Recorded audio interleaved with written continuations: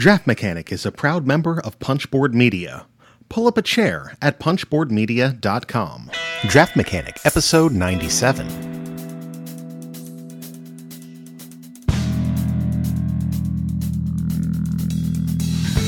On this episode of Draft Mechanic, we've got a Kickstarter preview of Winterborne, recent plays of Sprawlopolis, Turbo Drift, and Deep Space D-6, which we're putting on tap, a 6-pack review of Coimbra, and a beer segment on Dry Irish Stouts. So sit back, relax, grab a pint, and enjoy the show.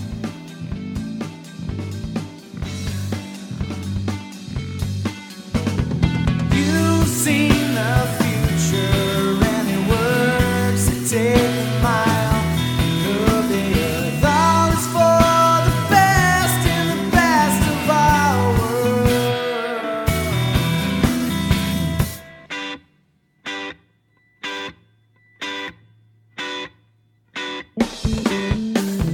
Hello and welcome back to another episode of Draft Mechanic. I'm Jake. And I'm Danielle. And Draft Mechanic is the podcast about board games and craft beer and anything we can do to tie the two together. Here at Draft Mechanic, we like our beer like we like our board games. In a koozie? I'm sorry, what? Well, okay, look, we're 97 episodes in. I'm starting to come up with hitting the bottom of the barrel. But in Coimbra, you have these little, plastic things that you put the dice in. So it's kind of like a koozie for your die, right? I guess, I don't want my whole board game in a koozie. And frankly, I don't drink a lot of beer in koozies. But hey, everybody, thank you so much for joining us here. This is obviously Draft Mechanic. As I said, if you are a first-time listener, thank you so much for joining us. Recurring listeners, we love y'all so much as well. Get in touch with us online, draftmechanic.net, at Draft Mechanic on the socials, Facebook, Twitter, Instagram, yada, yada, yada, all the usual stuff. We've also got a Board Game Geek Guild. That is guild number 2470. There will be a thread up there for this episode, as there is for every episode. So if you have opinions on what we're talking about, that would be the place to share them. Yes, and if you are a Board Game Geek user, we do have a micro badge available. We are now up to 87 out of my 100 by 100 goal. So big shout out to the 5 new micro badgers. We have Connor McKennis, who actually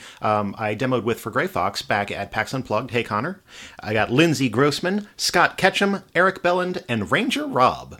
His name is Ranger Rob, and I absolutely adore that. So yes, 13 to go in 3 episodes. I think we can do it. Who is going to be the magical number 100?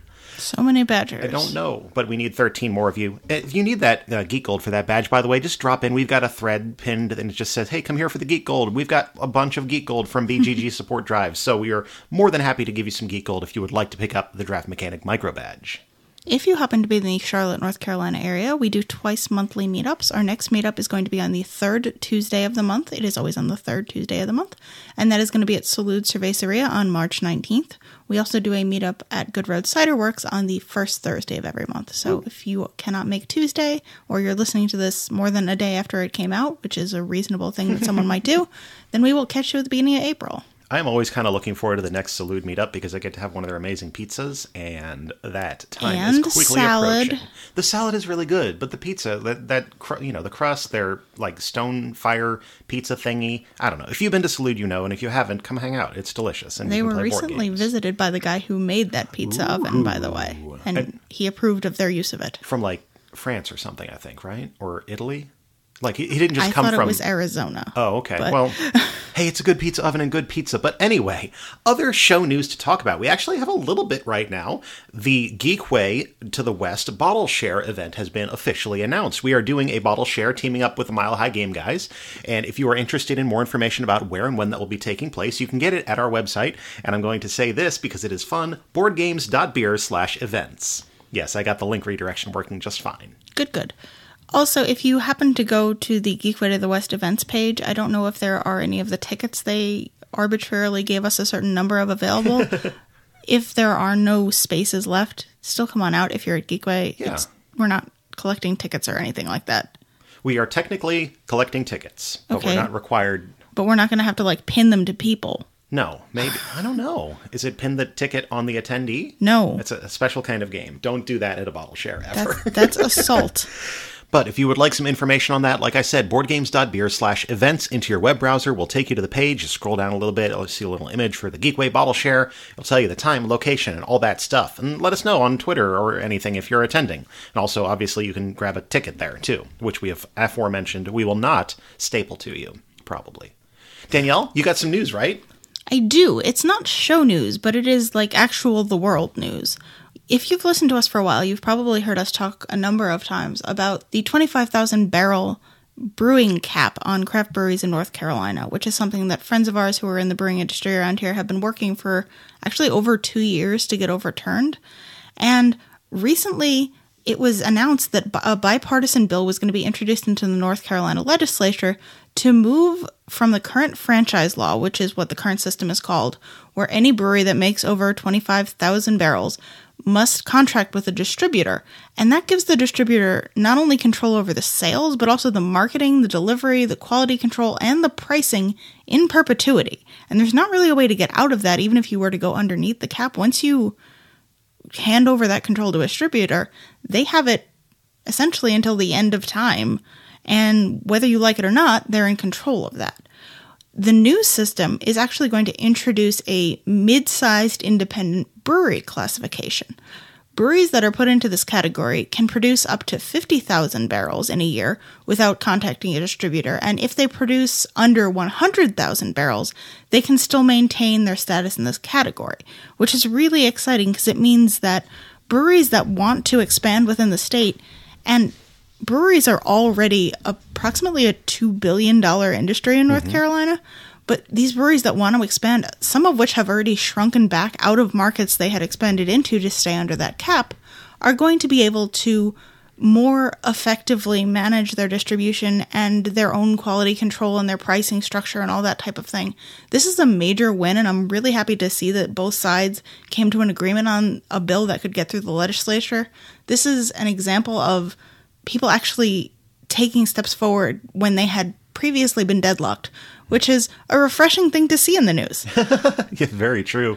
This is something that came up, probably, I guess, about 2, maybe 3 years ago when we were talking about the Wicked Weed's sell to AB InBev, because their sale of the company to AB InBev happened like days after the initial craft freedom law got pretty much gutted when it was going through the process. And then, days later, we find out that that Wicked Weed sold to AB InBev, which was, in retrospect, kind of made it clear as to why Wicked Weed wasn't bothering to do anything to promote this bill that a lot of craft breweries wanted. So it is really interesting in a way to see this happening and moving forward. Some breweries like Noda Brewing, good friends of ours, who were planning on brewing at $24,999, they can start going a little bit further. And Old Mecklenburg Brewing had the facility that they were brewing up in Cornelius. Yeah, that they were putting together up in Cornelius that they were going to have to use just as a tap room instead of a second brewing facility for the same reason. They were going to go over that cap and lose their sales team, their marketing, and all that stuff. So to see these local breweries getting a chance to really grow and thrive is super, super awesome, and I love it. I'm so excited for what that means for North Carolina beer. Yeah, especially because this law was so restrictive as far as what you could control once you handed these rights over to a distributor. It wasn't like you were just saying, okay, we'll make the beer, you sell it, and that's the end of it. A lot of breweries were really concerned because once their brand went into the portfolio of a distributor, they're now competing with essentially dozens of other craft lines that distributor handles because there's only so many distributors in the state. And the distributors only got so much, sales effort and money and use of their resources that they can move around, and somebody was going to fall by the wayside. So here now, if breweries already have that infrastructure in place, they can continue to handle it significantly longer. I'm super excited, and I honestly hope that means that we get some more flavors of Brizzo, the seltzer from Noda, coming soon, because I love that stuff. I'm so excited for it.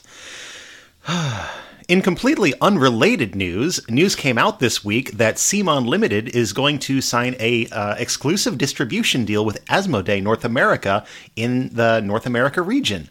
Tastes like facetiousness. Completely unrelated news that one of the biggest independent games studios and publishers is signing with Asmodee for distribution.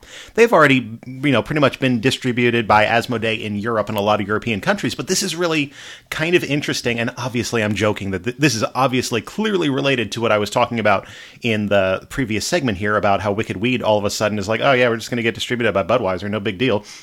The thing that's even more disruptive about this to me is that CMON Limited started on January 1st allowing GTS and Southern Hobby to distribute their products. So that means no more than less than 4 months later, they have announced that they are cutting that off and cutting off ACD and Peach State Hobby to distribute their product as well, because as we all have talked about in the past, Asmodee has a exclusive distribution agreement with Alliance for distribution.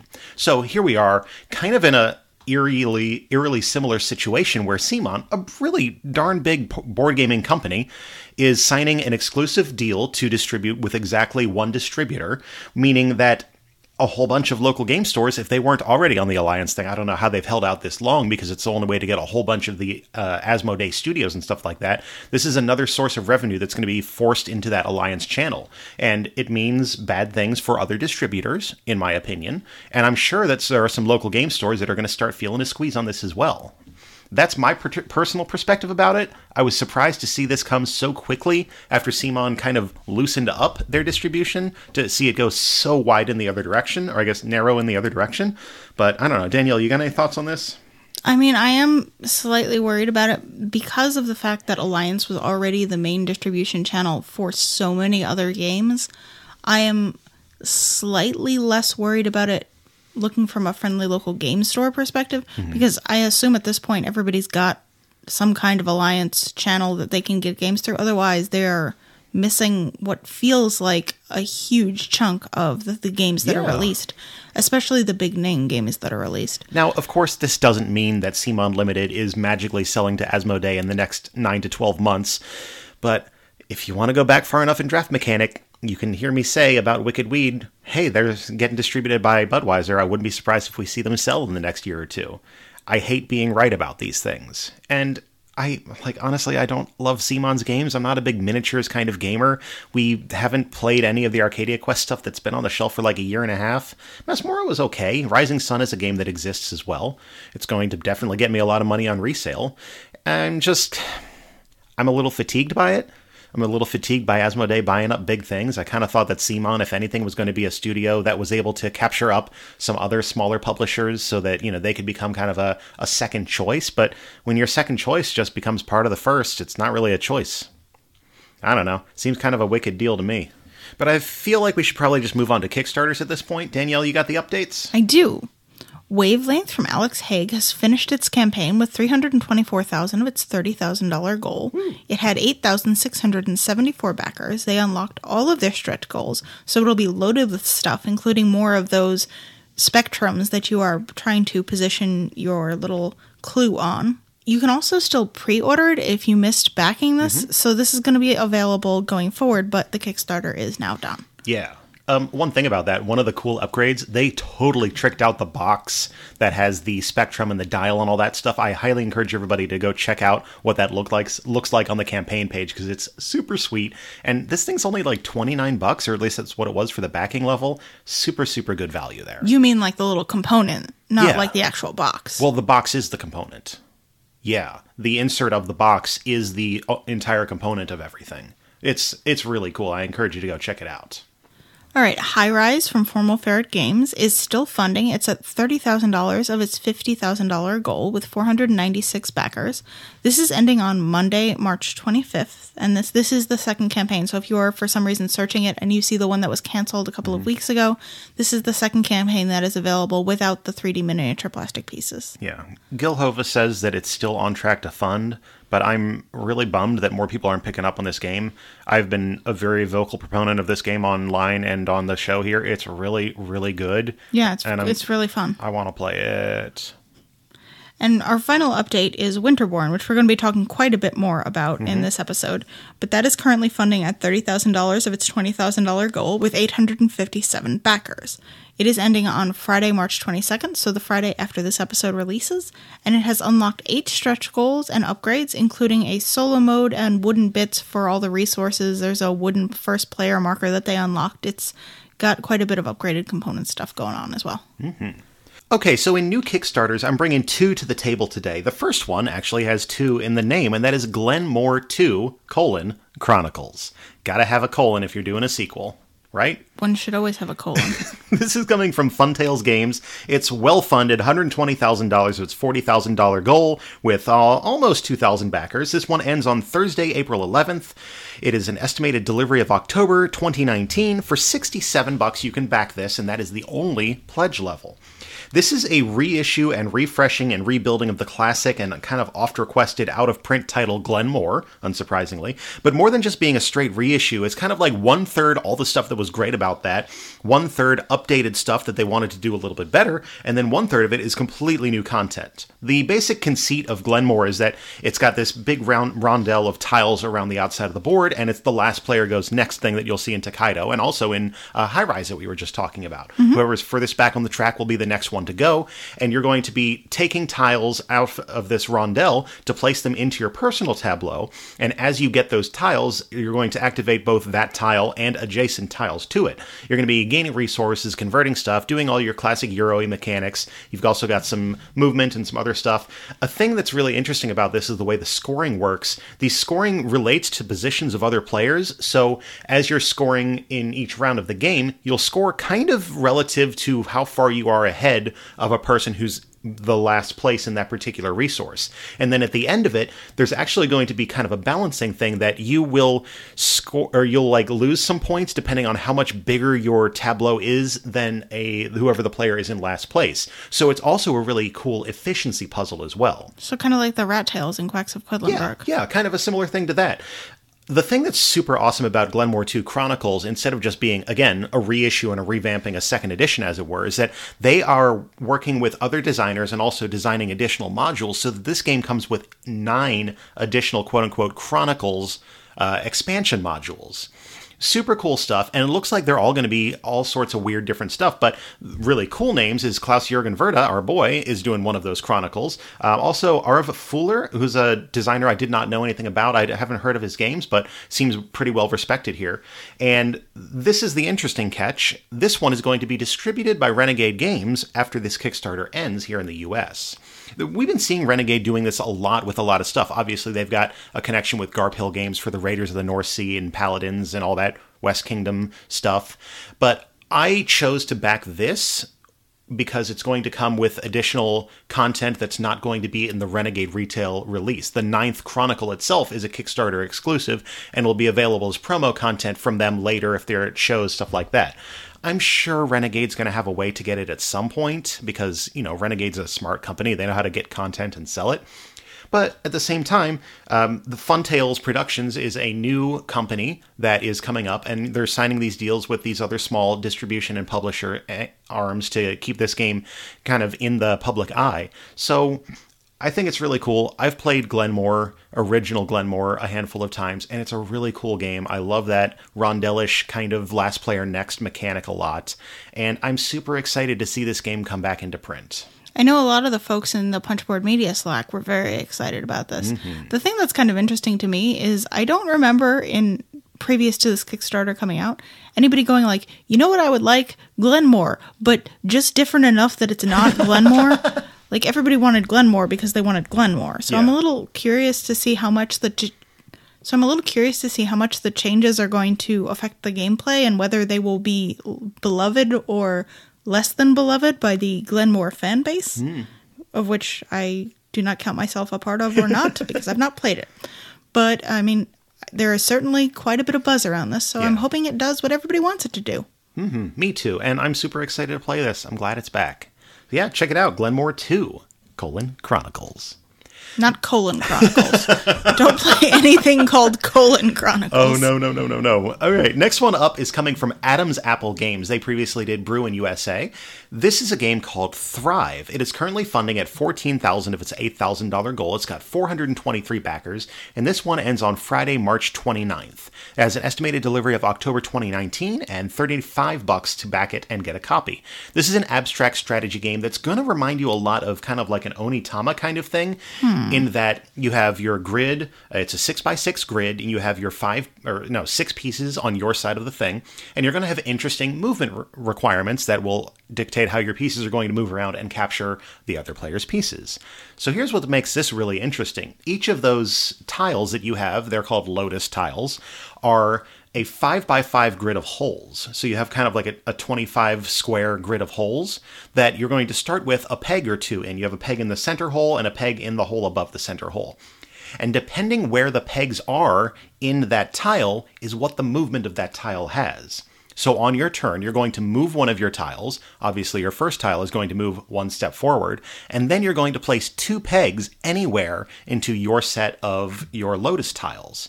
So every turn, you're adding 2 additional movement options in to your particular tiles. And that's a really interesting way to do this kind of variable movement abstract game. It's something that I haven't really seen tried before. You know, Onitama, you have the cards where you're swapping them around, but after enough games of Onitama, you're going to be aware of like, oh, well, the monkey goes here, the dragon's going to go in this direction, and those cards are set for the whole game. So while turn to turn, you might have your own options. In Thrive, depending on how you play your game and what kind of strategies you come up with, you could make one super piece that can move anywhere, or you can make a whole bunch of pieces that have pretty much deadly accuracy 1 or 2 spaces away from them.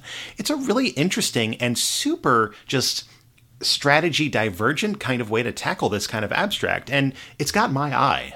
Yeah, you are definitely a bigger fan of these kind of 2-player abstract games than I am. Onitama's not really a favorite of mine, but I do think it's interesting, like, just hearing you describe it, it's not something I'm familiar with being, make your own movement style of abstract game. It initially did sound something like an Onitama, or actually, based on the way you were describing it, it sounded like chess, but... Yeah. I'm be curious to see if this is something you liked. It may not be something that I'm going to want to pull out all the time, but it certainly sounds different enough. Yeah, it's interesting and unique, and I'm trying to really think of what other games there are that have had the in-game customizable components, other than like a dice forge or something like that. So yeah, props to the designer, Martin Greider, for coming up with an interesting new way to have some movement in an abstract game. I'm excited to see more about that. And it is called Thrive. Again, you can back it on Kickstarter for $35 through pretty much the end of the month. Cool. Actually, the 29th. Okay, actually the 29th. Don't plan to back it on the 31st because it will be done. All right, well, let's move on to the recent plays, particularly a Kickstarter preview of Winterborne. Want to wear your draft mechanic pride to your local brewery, board game meetup, or board game meetup at a brewery? Check out redbubble.com/people/draftmechanic for t-shirts. So we are going to start with a Kickstarter preview of Winterborne, which is going to be a 2020 release from Talon Strike Studios that plays 1 to 4 players in 45 to 90 minutes, they're saying. It is designed by Brian Suhre with art by Jason Washburn. And in case you missed it in the Kickstarter segment just a minute ago, it is on Kickstarter through March 22nd, which is the end of the week that this episode releases. Mm-hmm. It is a game of rondels, hex tiles, a little bit of deck building, hex placement, and rondels of hexes. Yes, I really just want to get that across. There will be hexes and there will be rondels in this game.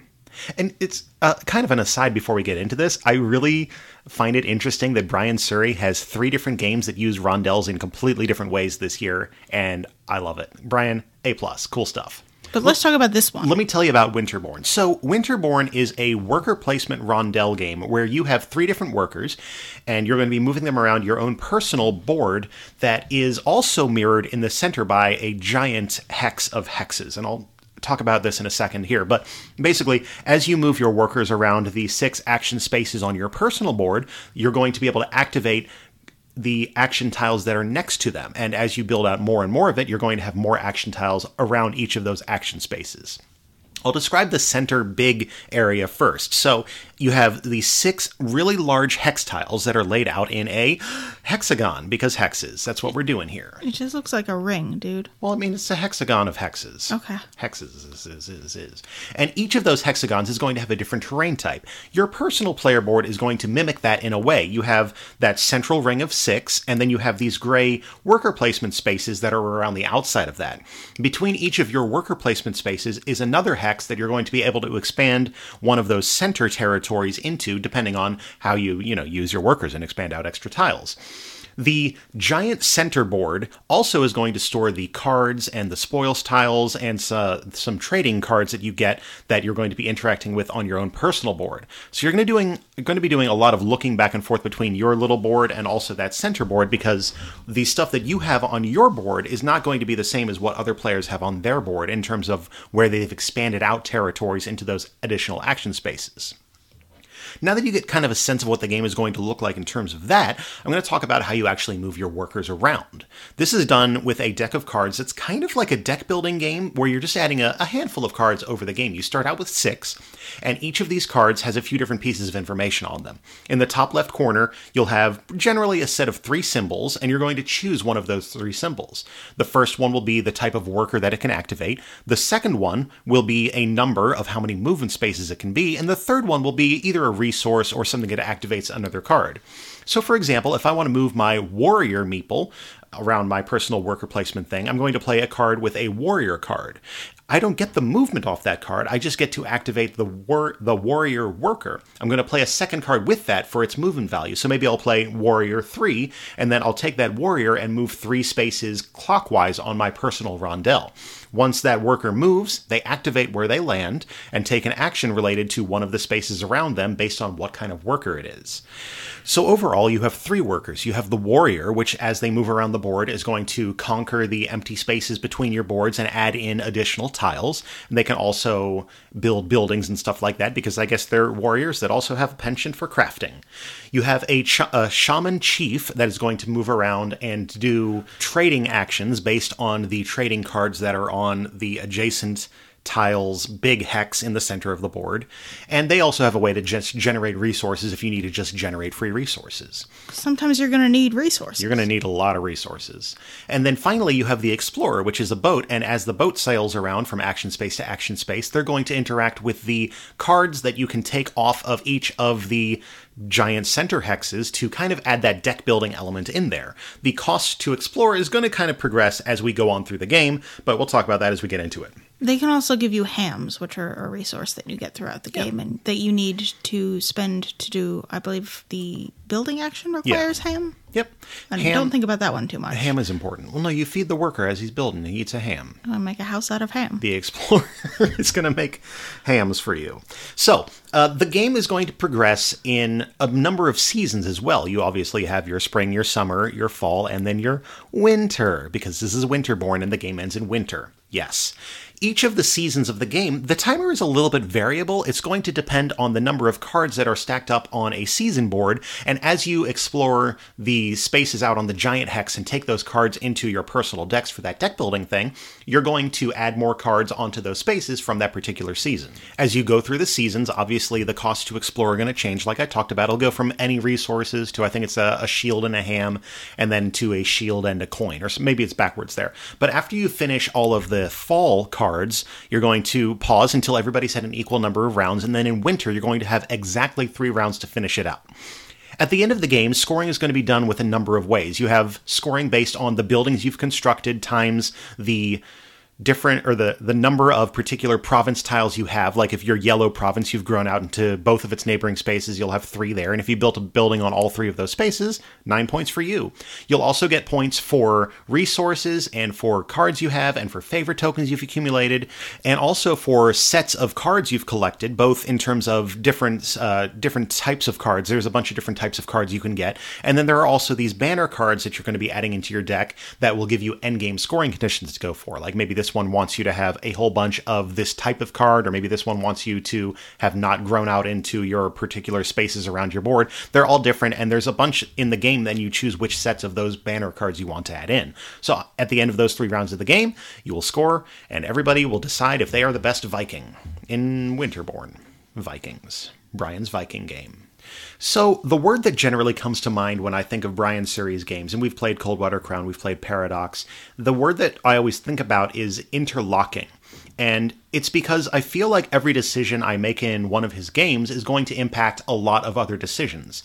This is super noticeable in Winterborne, and it can be good because you have a lot of deep strategy. It can also kind of be a barrier because in a 4-player game, you're going to be waiting for 3 other players to think through their turns, which is kind of why I quote-unquote that, 45 to 90 minutes. I bet if you had 4 players that weren't AP and really had played this game a number of times, you could easily get it done in 90. But in our 4-player game, we were pushing up in near to that 2-hour range. Yeah, it was definitely longer than 90 minutes, and we had, 2 players who had played before and 2 players who had not played before. And that doesn't include the teach, I don't believe. Correct. That was without the teach. So there is a good bit of downtime in this game, and that largely has to do with the fact that the board state is very relevant to what you're going to do on your turn, as are the cards that are in your hand and what is available to you on the cards that are on the center board. When you draw your cards into your hand, you have 4 cards that are going to make up the entirety of your turn, and you're going to need to use them in combinations, like you had said in the description.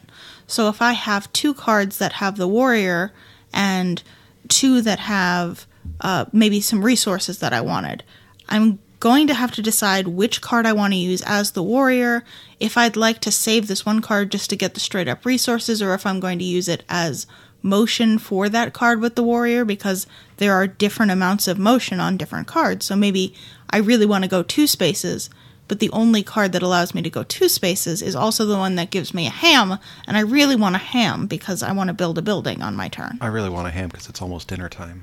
Well, yeah, but if you're using that warrior, he can move, and then when he takes his action, because he does need to move to be able to take his action, I was like, okay, I want the resource so that when he gets where he's going, he can do the action that requires this resource.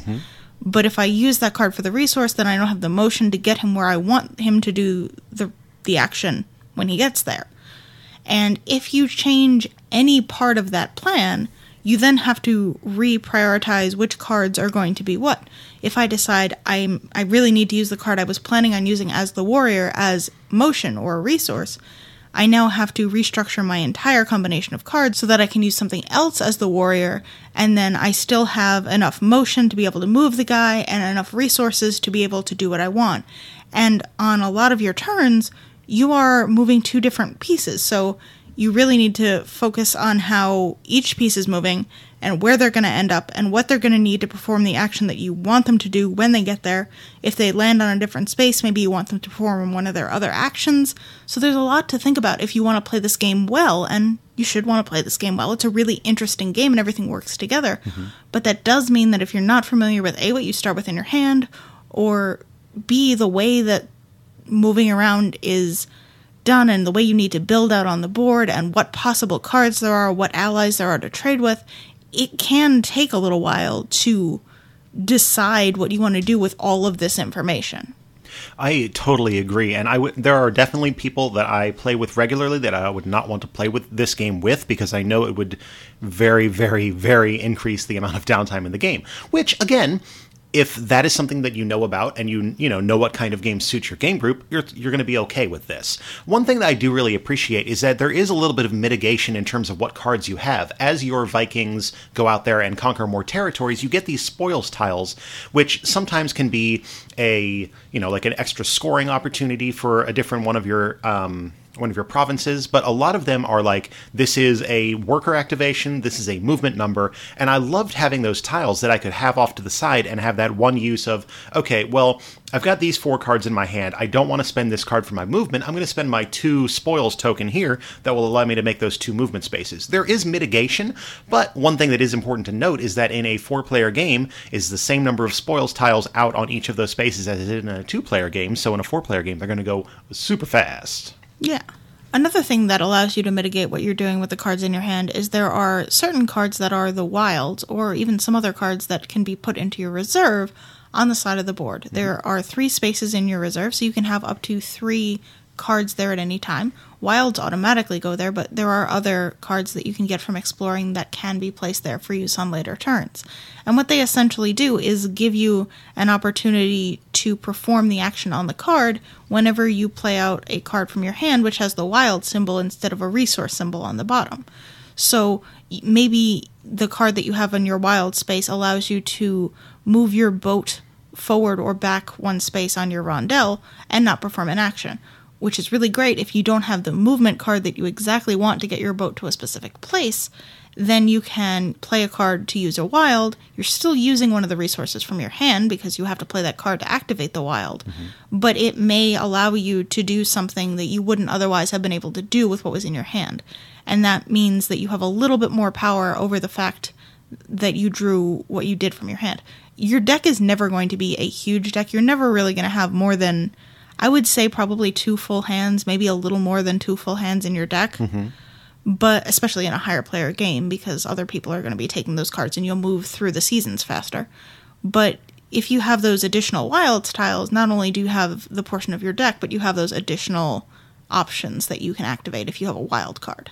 Yeah, I found the wilds to be a really interesting mechanic. And we're talking wilds as in WYLDS, not wild as in a die that is wild or a resource that is wild. So wilds as in woods, not as in dice or Sure. random. I don't know. I just feel like it's worth mentioning. There's some woods, and you can go run into them if you want.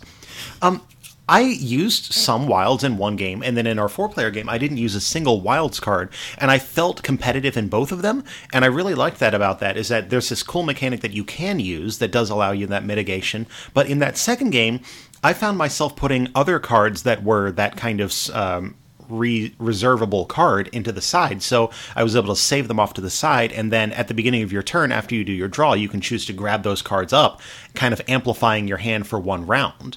And I just like having that ability to mitigate off of a card draw. It's a really smart way to reduce the randomness of that whole mechanic there.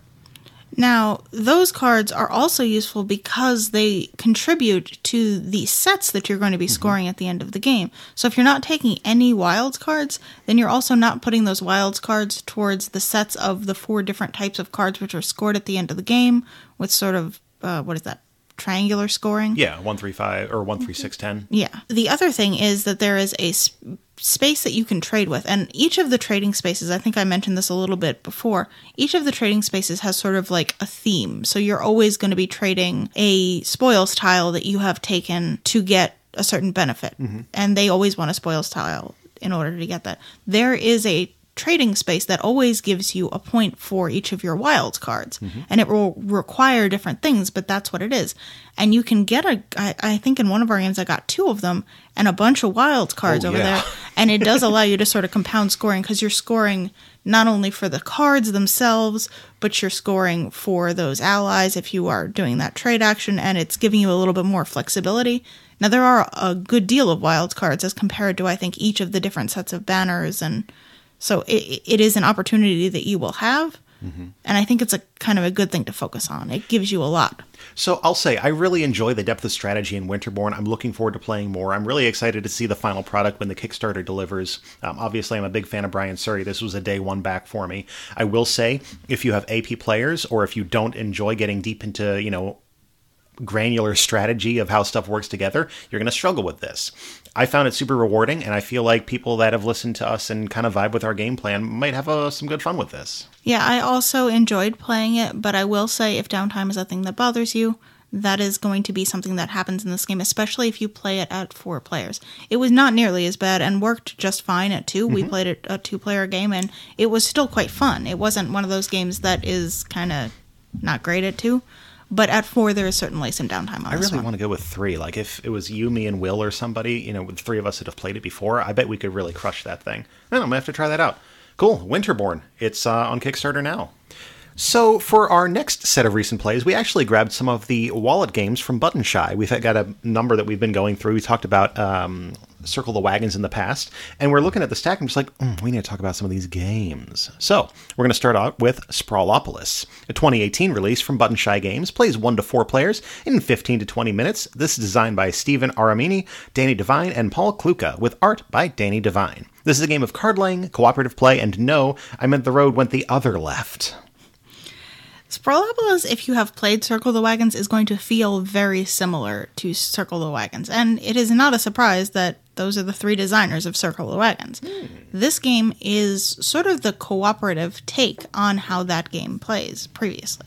I say it that way because it came out first. So Sprawlopolis will feel very similar. It has cards, 18 cards, just like all these wallet games from Button Shy do. Cards! And on one side of them, they have a scoring rule, whatever it may be. They're all different, and you will play with 3 different scoring rules in each game. That means those 3 cards will not be available as land resources for the game. Land resources are what's on the other side of the cards, so you won't be able to use them as land resources because they're busy being rules. On the land resources side, there are, I believe I described them as postage stamps when we were talking about Circle the Wagons. Each card is divided into 4, and you have about a 1 by 3/4 inch space that is one of 4 colors. Each card has all 4 colors on it. The parks never have any roads in them, and the other 3 colors each have roads in them on every card. This game is going to be cooperative, and you're going to start with 1 card in the center, and each player is going to take turns placing one of the 3 cards that they have available to them from their hand down onto the center tableau. You can lay cards adjacent to other cards so that they are connected by a short or long side, not by a diagonal corner. Or you can take them and lay them so that they cover over some of the existing cards. You are trying to lay out the cards in a city so that it most effectively scores based on the 3 scoring rules for that game, and also so that you have zones of each color that you will score at the end of the game. You'll get a point per postage stamp in each of the largest zones of each color, of the 4 colors. You will also be subtracting 1 point for every section of unconnected road that you have in your city at the end of the game. So you do want to make sure that you're connecting roads in a way that not only meets the scoring objectives, but that doesn't leave you with a bunch of chopped up spaghetti looking roads, because you're going to lose a ton of points for that. After somebody places a card, they'll pass the other 2 cards that are in their hand to the next player who has a card that they had drawn originally.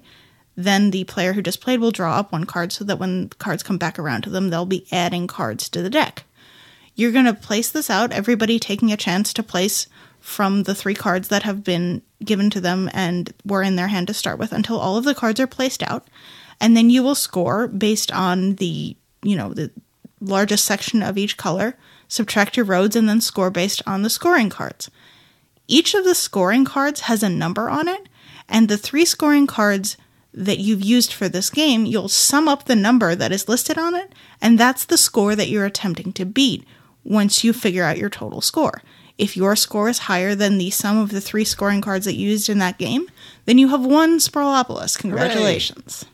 You're the king of the suburbs, or queen of the suburbs, or the duke of the suburbs. You're just good at sprawling. Maybe you're the royal dog. Who knows? The royal dog.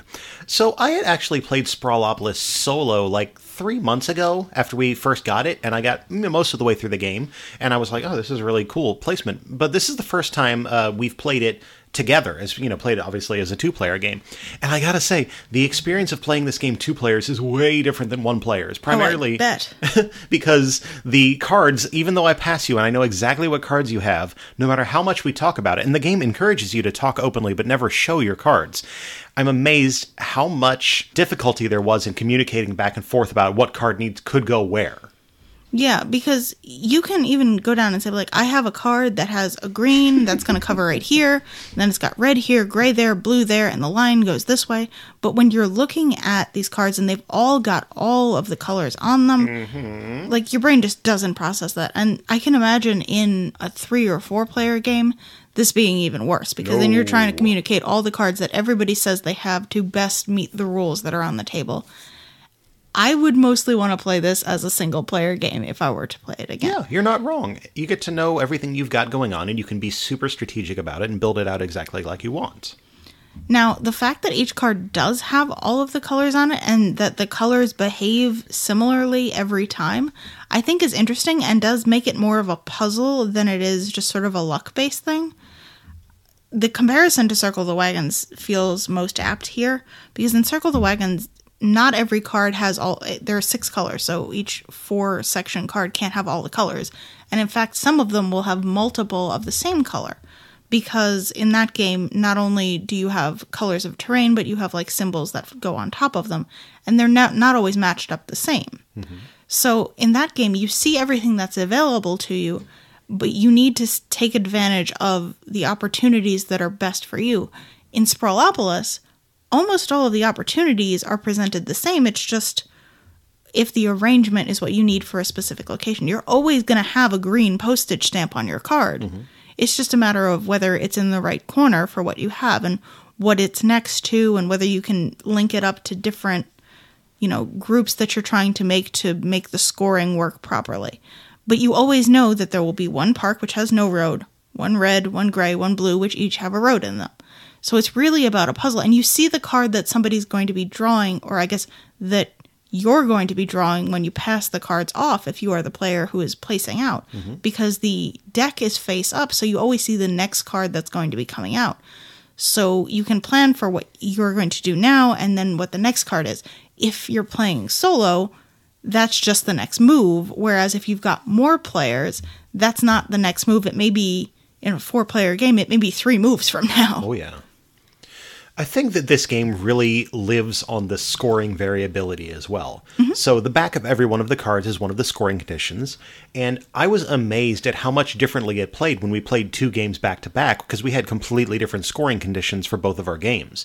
And it was actually kind of hard to like break my mind off of how I scored the first game to set up for the second game. The first one we wanted to make 4 square blocks of the same color, and also get, I think it was no parks on the outside, something like that. So even, playing that second game, we had a goal where we needed 3 parks per column and also a column of a whole bunch of blues. It was really hard for me to like break out of that first one, and I felt myself kind of getting a little concerned every time I put a park on the outside edge. And I love that 2 games of the same game played so close together with such a small amount of cards can feel so different. And I think that's what the real strength of Sprawlopolis really is. Certainly. I mean, that was also the case with Circle the Wagons, though, because it had the same sort of scoring condition variability. Now, I think that game was a little bit different because sometimes there were very limited conditions that would meet all of the scoring goals. Because the cards weren't identical, sometimes in order to score one of the scoring cards, you sort of had to abandon another one. On this one, you always have enough, I want to say resources, but like land resources to complete all of the scoring goals. You just need to make a way to figure out how to do that. I think the decision on which of these games to buy really comes down to, do you want a competitive or a cooperative game when you're playing with multiple players? And both of them are good games. Both of them are really small. They're easy to bring places. They don't take up a ton of space when you're playing them. I mean, there is a decent bit of tableau, but it's between all the players at the table, so it's not like everybody needs their own huge section of space. They're fun. I think I'd probably stick with Circle of the Wagons, but Sprawlopolis is also a good time. I think I would stick with Sprawlopolis because I love how it plays solo, but I feel like there's room in collection for both, again, because they're so small, and if you teach one, then the other one is pretty easy to introduce. And it just kind of depends how you're feeling that night. But Sprawlopolis can just kind of live in my backpack at this point. I do want to say, if you are playing with folks who are not great at visualization, then even though it is cooperative, Sprawlopolis might be a pass for you. Yeah. Because so much of it is communicating verbally what you have, and when you have the cards and you're trying to place them out, you're trying to picture, if I put this here, what options does it leave open, and what roads are going to be there, and what blocks of land am I creating. So if you have somebody who is really bad at just like looking at things in front of them and seeing how they're going to be in the larger picture, this might be a hard pass. So, next up, after Sprawlopolis, we have another Button Shy game, and it is called Turbo Drift. Sure is. This one came out in 2017 from Button Shy Games, plays 2 to 4 players in about 30 minutes. It's designed by Rob Kramer with art by Mark Boardman. This is a game of racing, movement programming, and taking a wrong turn and ending up at the Wendy's. There's no actual Wendy's in this game, but that's what we were calling it when you just get way out in the woods. It happens more than you expect. Well, yeah, I think that's sort of the fun of this game. Yeah. Turbo Drift is a game where each player starts with a card with a really boxy car on it. Very 80s looking car. And there are a 2x3 grid of movement routes. On your turn, you can either take one movement card and the first player card, which is going to allow you to begin the next round. Obviously, that's what a first player card does. You can take a 2-card row of movement cards, and you'll be able to use both of them in whichever order you like, or you can take a 3-card column of movement cards, but in order to place them out, you will have to shuffle them and then lay them out in whatever order they come out from the shuffle, sort of eliminating your opportunity to steer, essentially.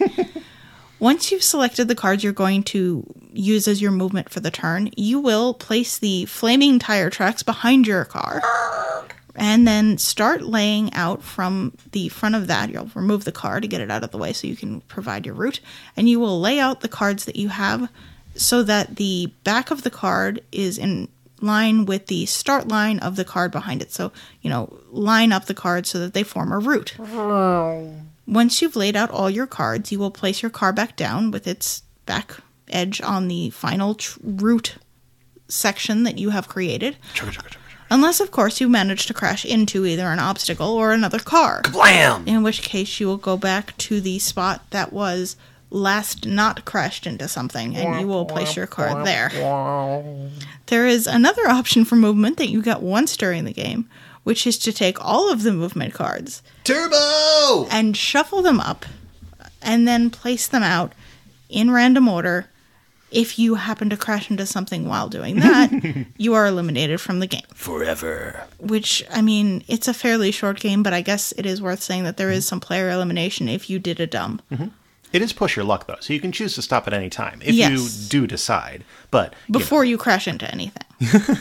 So you can lay out like 3 cards and see that you're about to crash into something and be like, no, I'll stop my turbo run. Turbo. And that's where you place your car. Blazing. The object of this game, I actually didn't mention it yet. The object is to get from the starting line where everybody started to a card which is the finish line, and to get your car to contact that final card. Not past it, which is important because you might make a left turn and end up like 2 feet over from the finish line. You need to get to the finish line card. I was hungry. There is also a mechanic that allows you to back up if you have gone horribly wrong. You can reverse one card and sort of make a K-turn and then continue your path from there. The other neat thing about the movement in this game is that once cards have been used for movement by a player, they are flipped over and they have a different route on the other side. So every time you go to make a decision, you'll have a different combination of what are essentially the A and B movement sides of the cards, depending on which cards have been used by the other players since your turn. So maybe nobody used the first card in the matrix, so it's the same as it was before, but all the other cards have been flipped over, and that gives you a new set of rows and columns that you get to pick from, and inevitably use to go the wrong way, or crash into, a flaming stick, which I don't understand why there's a stick which has a lot of fire around it, but there is. I don't know. Fights. You're going to keep going until somebody gets to the finish line, in which case you're just going to be giggling anyway, because this game is ridiculous. Yeah, ridiculous is definitely the way to point it. We've talked about a game called Laser Riders in the past, which is kind of like the Tron light cycle version of a racing game like this. But this is super tiny, super pocket-sized, and kind of has the same kind of wackiness to it in that you're drawing these cards, and they never really go exactly where you think they go in your mind, or maybe that's just me. It was a heck of a lot of fun, and having that flip overness of the cards really does give you that kind of randomization where you get new kind of paths every time you flip them up, and depending on what row or column you take, you are going to get completely different path every time. I was honestly kind of surprised as well how many times I missed what I wanted to hit. I was surprised at how many times we hit things we thought we would miss. Oh, yeah. But I like this better than Laser Riders for a couple of reasons. One, it gets rid of that entire trailing path that later Laser Riders created, where essentially one player could cut the other players off from the scoring objectives, and as long as that one player didn't crash into anything, they were causing a problem for everybody else. It also meant that it was really fiddly because you had to leave these trail lines across the table. Here, once your turn is over, you're going to take your movement cards out, they'll flip over, they'll go back into the matrix, and it's just your car there again.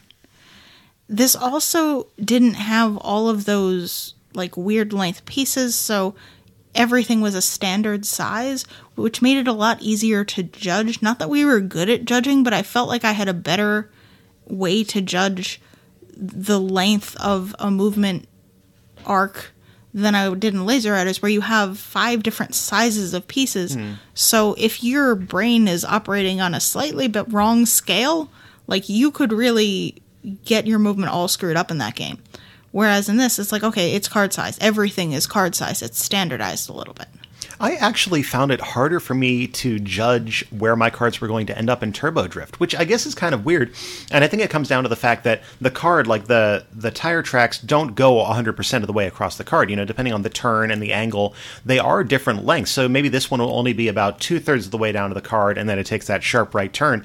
I personally found it a lot easier to judge my distance with Laser Riders, but I think maybe, it's just the way that my brain works, particularly compared to yours.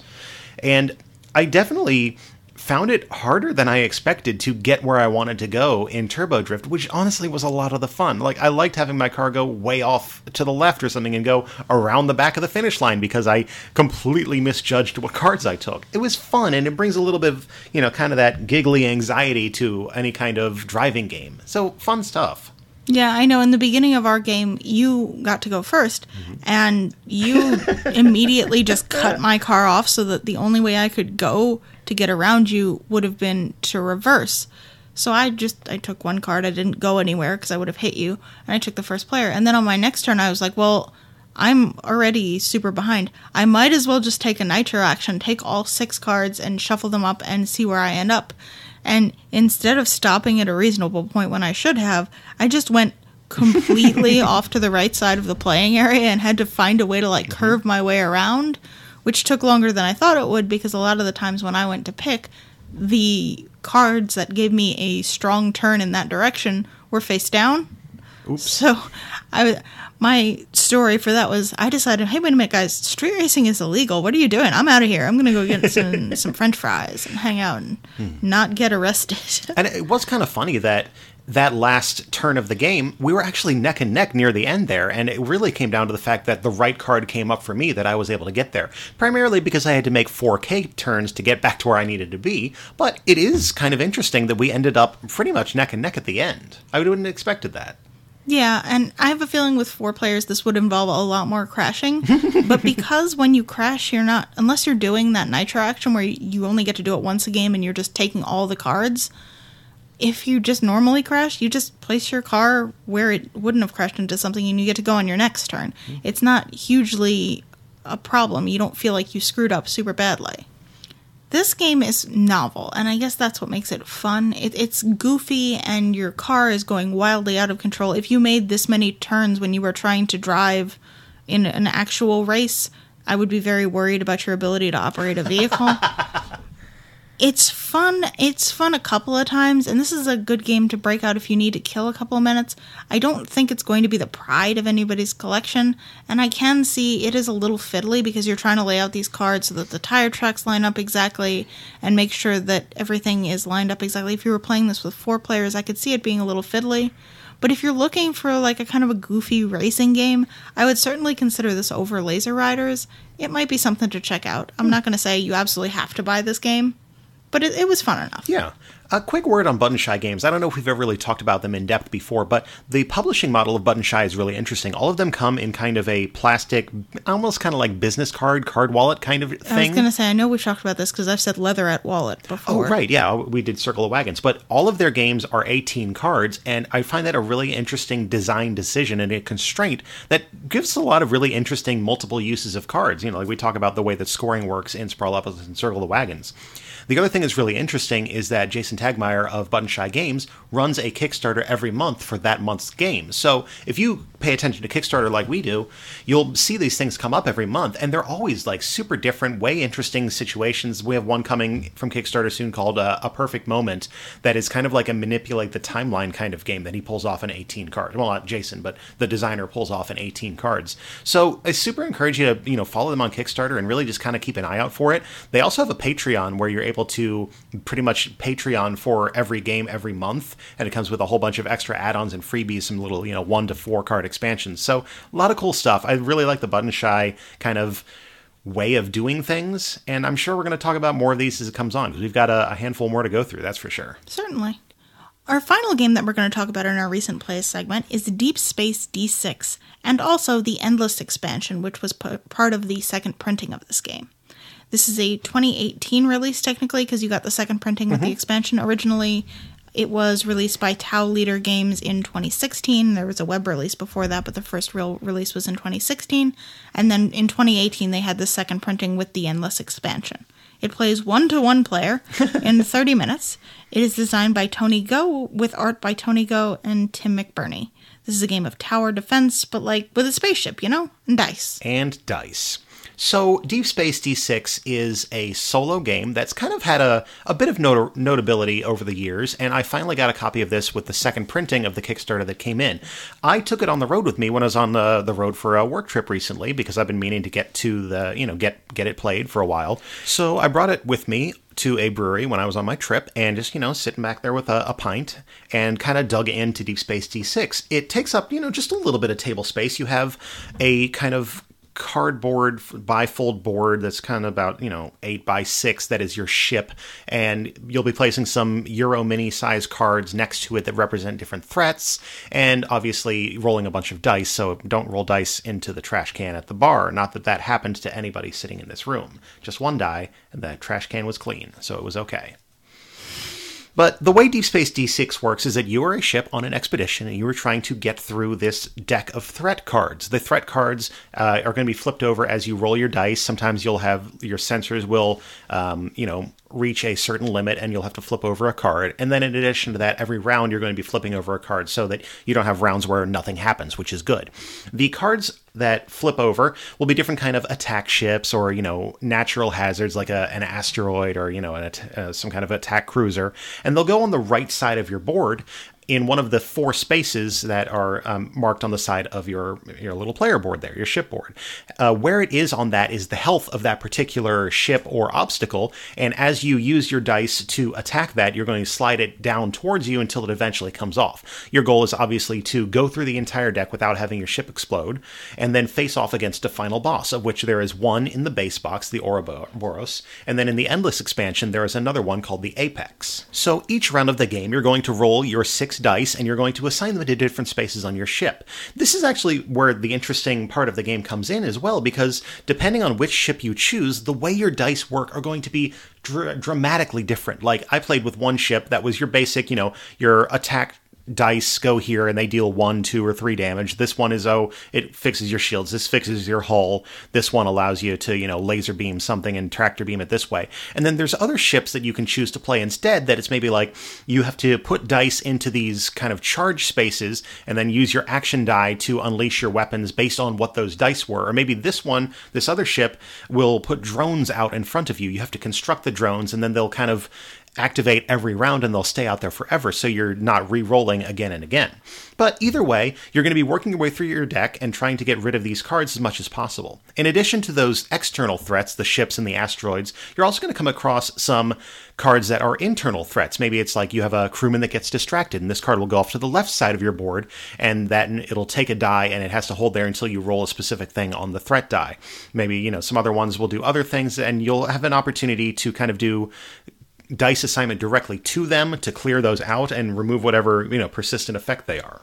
But I would assume that means you have fewer dice to handle the threats. Yeah, and dice management is really the biggest part of this game, because as you are using your dice, some of them are going to be, coming with that sensor face, so they're going to get locked away up here. Those the internal threats are going to lock dice over here. And then depending on what kind of ship you're using, maybe you're going to lock dice into other places, like the drones on that one ship. So you're going to have to constantly be managing your dice so that you have dice available to roll, because if at any time you start your step and you have no dice to pull back from anywhere, then you immediately lose. Oh no. Another way to immediately lose, obviously, you're out of shields and hull, because that's very bad. So you're constantly making the decision of, do I spend this die at a place that's going to get held up for another round just to hopefully get a shot at attacking that big ship over there? So the expansion, the Endless, actually brings in a complete additional set of cards that's going to replace your threat deck entirely. It comes with its own endgame boss, and it comes with a bunch of other cards as well. You have these upgrade cards that kind of go off to the left of your board that give you another place to assign dice. You can assign dice to construct these upgrades,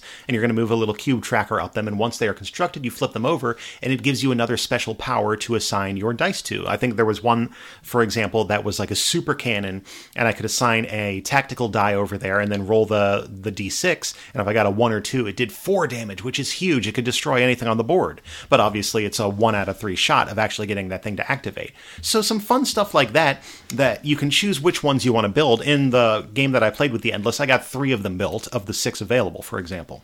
I would say that if you're being attacked, any cannon is a super cannon.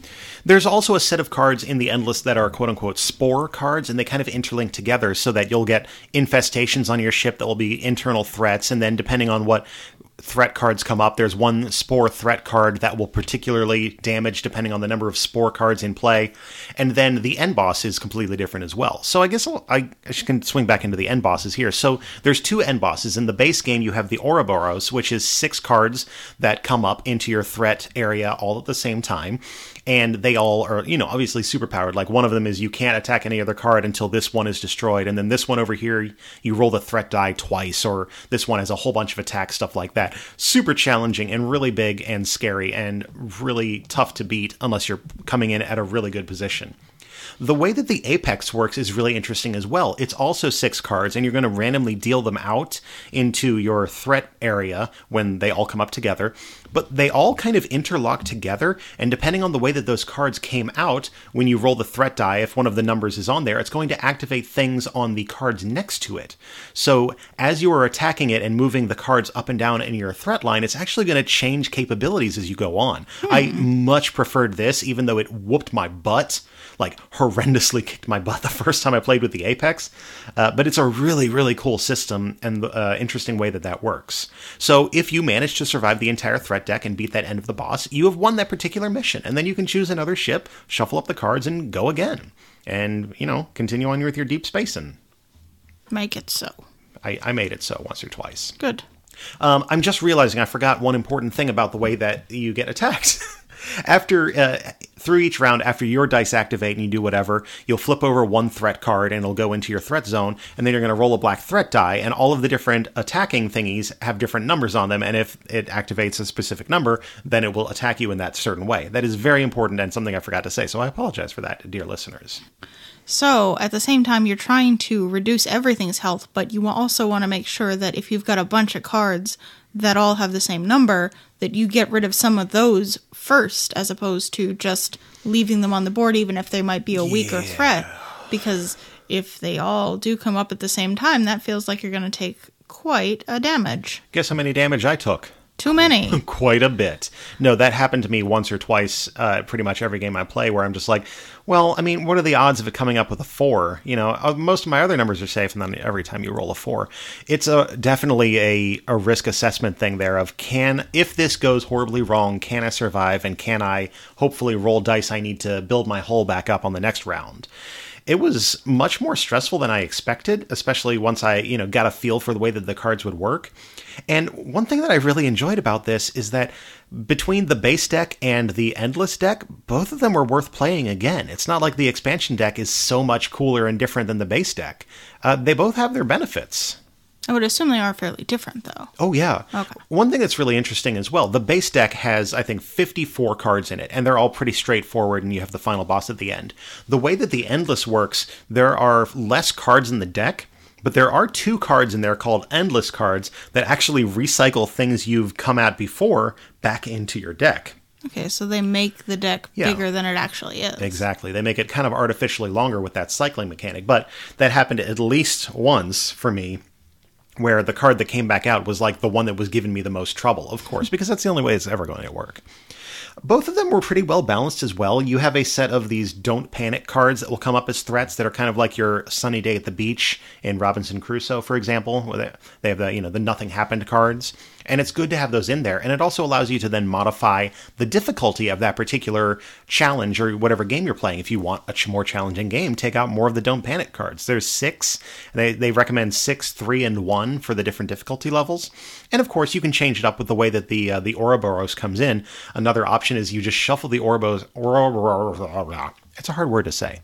You shuffle the OB into your deck as a whole, and then once the 6th card comes up, the entire thing comes out. So if it's like weighted to the top of your deck, and you get that 6th card really early on, you're going to get your butt whooped. There's no way around it. It's going to kick your butt super early. I mean, I guess if it came out fairly early and you didn't have a bunch of stuff out, you stood maybe a chance. I don't know. I've not played this game. You would stand a chance, but then you would have to, try to live through the rest of it, which would be trouble. Oh, you don't just you don't just end the game when you beat the boss? End condition is get through the threat deck. So it could come out early and obliterate you, and then a little freighter or something picks you off. Entirely possible. Oh, no. But I feel kind of bad for sleeping on this one. It's been sitting on the shelf for a bunch of months, and I just have kind of not gotten to the point where I wanted to grab a solo game. But I took it to, on this trip for work, and I started playing. I'm like, you know what, this is pretty dang good. And then I started playing with the other ships, and I'm like, oh, wow, this ship plays completely differently. And then I busted out the Endless deck, and all of the stuff in there plays way differently than the original box. So I'm super glad that I've got a copy of this. I went through some struggles getting the Kickstarter delivered. I know it was delayed super a lot, and that soured a lot of people. But it's a good game, y'all. I really enjoy Deep Space D6. You said that you had a couple of people come up to you while you were sitting there playing and ask about it. That was crazy. I mean, I'm at a brewery already, and I think it might just be that particular town has a really good board game scene. But, a number of people came up, and one person came up and was like, yo, I totally saw a video of that online. I've never actually seen it in person. I'm like, yo, here it is. Deep Space D6. I'd totally show you how to play it, but it's a solo game. Yeah.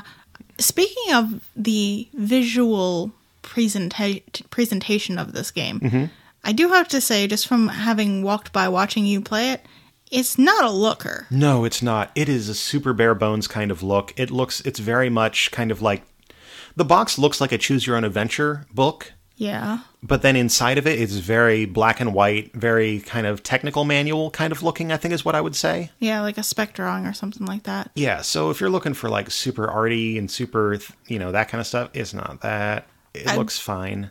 Did see that the expansion box was very small. It was just like a little tiny tuck box that looked like it could very easily be just thrown in with your base box, because you said that you liked both of those decks, so you could very easily just combine that, right? That has already been done. You're 100% right on that. There's no reason that you can't store everything in there, and I feel like there's enough room if they someday do a second expansion that's the same deck of cards. I could fit a third deck of cards in there if I needed to. Nice. But the production is fine and functional. It is very...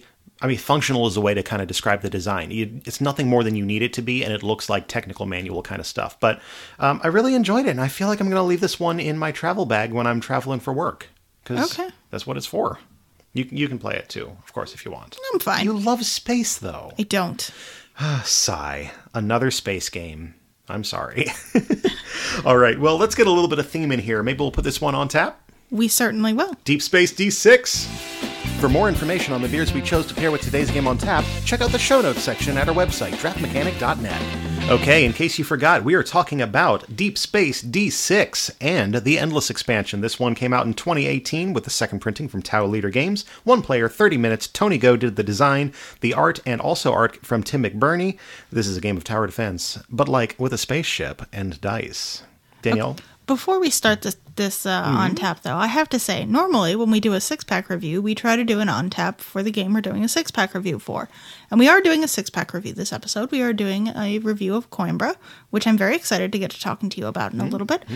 But Coimbra is the first game in a while that I've tried to put on tap, and there's just, that well does not run deep for on tap beers. It's a game about Euro games. Move your cubes up tracks. He is not wrong. There is a lot to love about Coimbra, but I wouldn't necessarily say rich thematic ties are one of those things. So we are going to talk about Deep Space D6 because we've got to give you an on tap every episode. How can you tell me that there's nothing thematic about moving a cube up a track of merchants and a track of priests and a track of what's the guy They're that's not moving even around? Called priests. They're called clerics, which means that I used that bear already when we did D&D.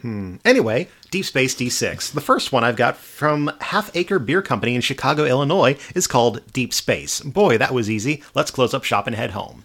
Well, no, let's tell them about Deep Space. So this is an Imperial IPA, 10% ABV. It is their house IPA, but doubled. They have space, and then they have deep space. This one has Falconer's Flight and Citra hops to course you far into the unknown. It's available in tallboy cans. Next up, from Pro Renata Farm Brewery in Crozet, Virginia, we have Hop Drone, which is an American IPA that is 6.5% ABV, 71 IBU. It's an American IPA that is dry hopped with Citra hops, which lends some nice tropical flavors and aromas like pineapple and grapefruit. It is a flagship offering for them, and it is packaged all the time. So if you are going through the Charlottesville area or coming up 81 going through Virginia at all, you can check out Hop Drone. Next up, from Brasserie Saint-Cru in Colmar, Haute-Rhône, France, it is Don't Panic. This is an American IPA in France, 6.2% ABV. It is a hazy blonde IPA with a range of fruity hop tones, passion fruit, mango, and grapefruit notes. This one's available in 330 milliliter bottles, and yeah, if you're in France, you can order it on Amazon France. American beer laws. Please let me buy beer on the internet. maybe we're fine. Okay, go ahead. From The Alchemist in Stowe, Vermont, we have Ouroboros, which is an Imperial IPA that is 8% ABV. It is a reimagining of a beer they actually brewed back in like August of 2008. I think they brewed it on the 8th of August in 2008 originally. 8808. And their brewer was very excited about that in the video about this on their website. 8.8% ABV, 88 IBU. That's Well, what they it have is planned. now just 8% ABV. They brought it down almost a full percentage. And they brew this one with orange peels, mosaic, and they dry hop it with Centennial hops. This sort of gives it a stone fruit and citrusy character. And possibly the orange peels make it really nice and bright. He didn't know why it was really nice and bright, but he was very excited to tell you that it was just a really bright beer. And then he got foam on his nose. So, side note about The Alchemist, we went onto their website to check out the notes because we always want to get the information of it. Alchemist's website, instead of having information about the beers, has like a 2 to 3 minute video of them talking about and tasting the beers, which is fun, but it's also kind of goofy when you see this guy pour this beer, talking about he doesn't know why it's so crystal clear, and then he gets a foam mustache. It was very good. It's worth going to their website just for the video. This was just released in cans, so, your friend might have some. Yeah, maybe. I mean, most Alchemist stuff that's limited like this goes like that, gone, boof. But, maybe you'll find some. That is Ouroboros. It's a difficult word. It's Ouroboros. All right, it's I'm going to round it out with the other boss. From Bear Republic Brewing in Healdsburg, California, we have Apex, an Imperial IPA. Both of our bosses are Imperial IPAs today. You just stacked this thing full of IPAs. There's nothing but IPAs. Blame Jake for this one, everybody who doesn't like IPAs. 8.25% ABV and 100 IBU. It is currently brewed with Hallertau Blanc, Hull Melon, Ella, and Cascade hops. It's a long-standing rotating beer for Bear Republic, and you'll find it on draft and in bottles. Cool. All right, well, if you want more information on any and all of those beers, show notes section of the website, draftmechanic.net, is where you're going to go for that, and that is what we've got for Deep Space D6. I will also say, if you ever check out these lists on Untapped, normally I will have the Untapped list, but Jake has this one, so if you are friends with Jake on Untapped, you can click into the list, or actually I think it'll be public by the time this episode is up. Oh, I have to change that now, You have to change it to public. I'm so used to being friends only. Yes, it's true. But if you are looking for this list, check out his Untapped, not mine. Yes, my Untapped is INDJK, in case you don't know that. All right, let's get into this Coimbra Moving review. right along. Hey Jake, have you ever wondered what would happen if the moon, which was actually an ancient dragon god that was all riled up because warriors were trying to get rid of the gods, crashed into the Pacific Ocean and opened a rift that put humans in a post-apocalyptic state and mutated all the animals to have crazy abilities? I can't say I've had exactly that thought. Well, in Tsukiyumi, you and your friends will take the role of soldiers and giant boars, a robot army, mutated roaches, and the descendants of ancient dragon slayers, each using your own abilities to bid for opportunities to accomplish your, moon goals.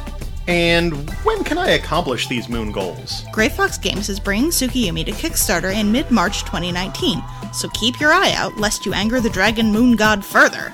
Grey Fox Games, quality games, cleverly crafted.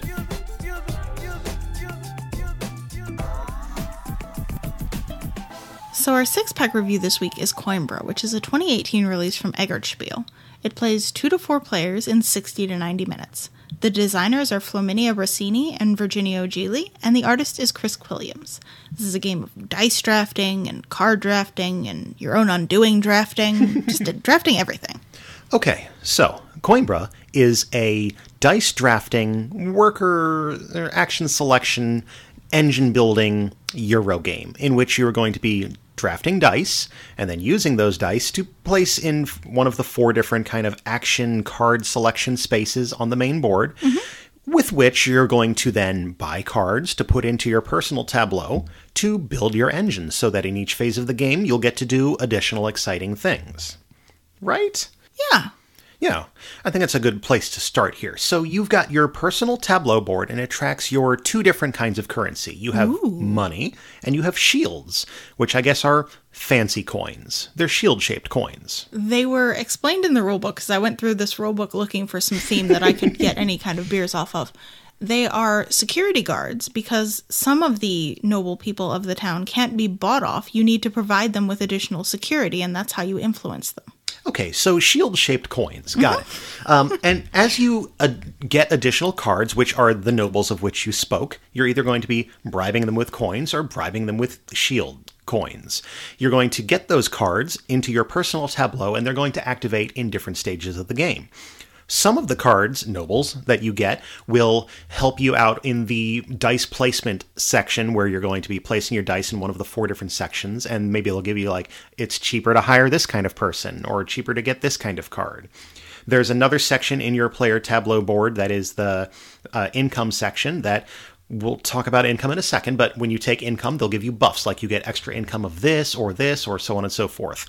There's an endgame scoring section, which, obviously, at the end of the game, those nobles will score you endgame points, depending on whatever kind of conditions there are on the card. And then a number of those noble cards will go into another stack that is basically instant effects. Maybe this one gives you some resources, or this one lets you score this particular thing over here, so on and so forth. I would venture to say that a majority of the cards are instant effects. So if you're looking for a super engine builder game, this does have a lot of instant stuff as well. True. And there are ways for you to reactivate your instant stuff, because there is a way to interact almost everything in this game. Sure is. Oh, yeah. So, like I said, you're going to be drafting these dice, and you're going to be placing them into one of the 4 sections of the left side of the board. You have a lower city, a middle city, an upper city, and the castle. The lower, middle, and upper city are going to be kind of dealt out with cards to the left of them. There's 4 cards per section, and depending on where you are in that particular space, you will have the choice to buy a card. The castle up at the top there is going to be not cards, but these little tiles that kind of give you like a special benefit or something, like a bunch of coins, or it allows you to take this other action that I haven't even thought about explaining yet in this, or one that allows you to manipulate your die value.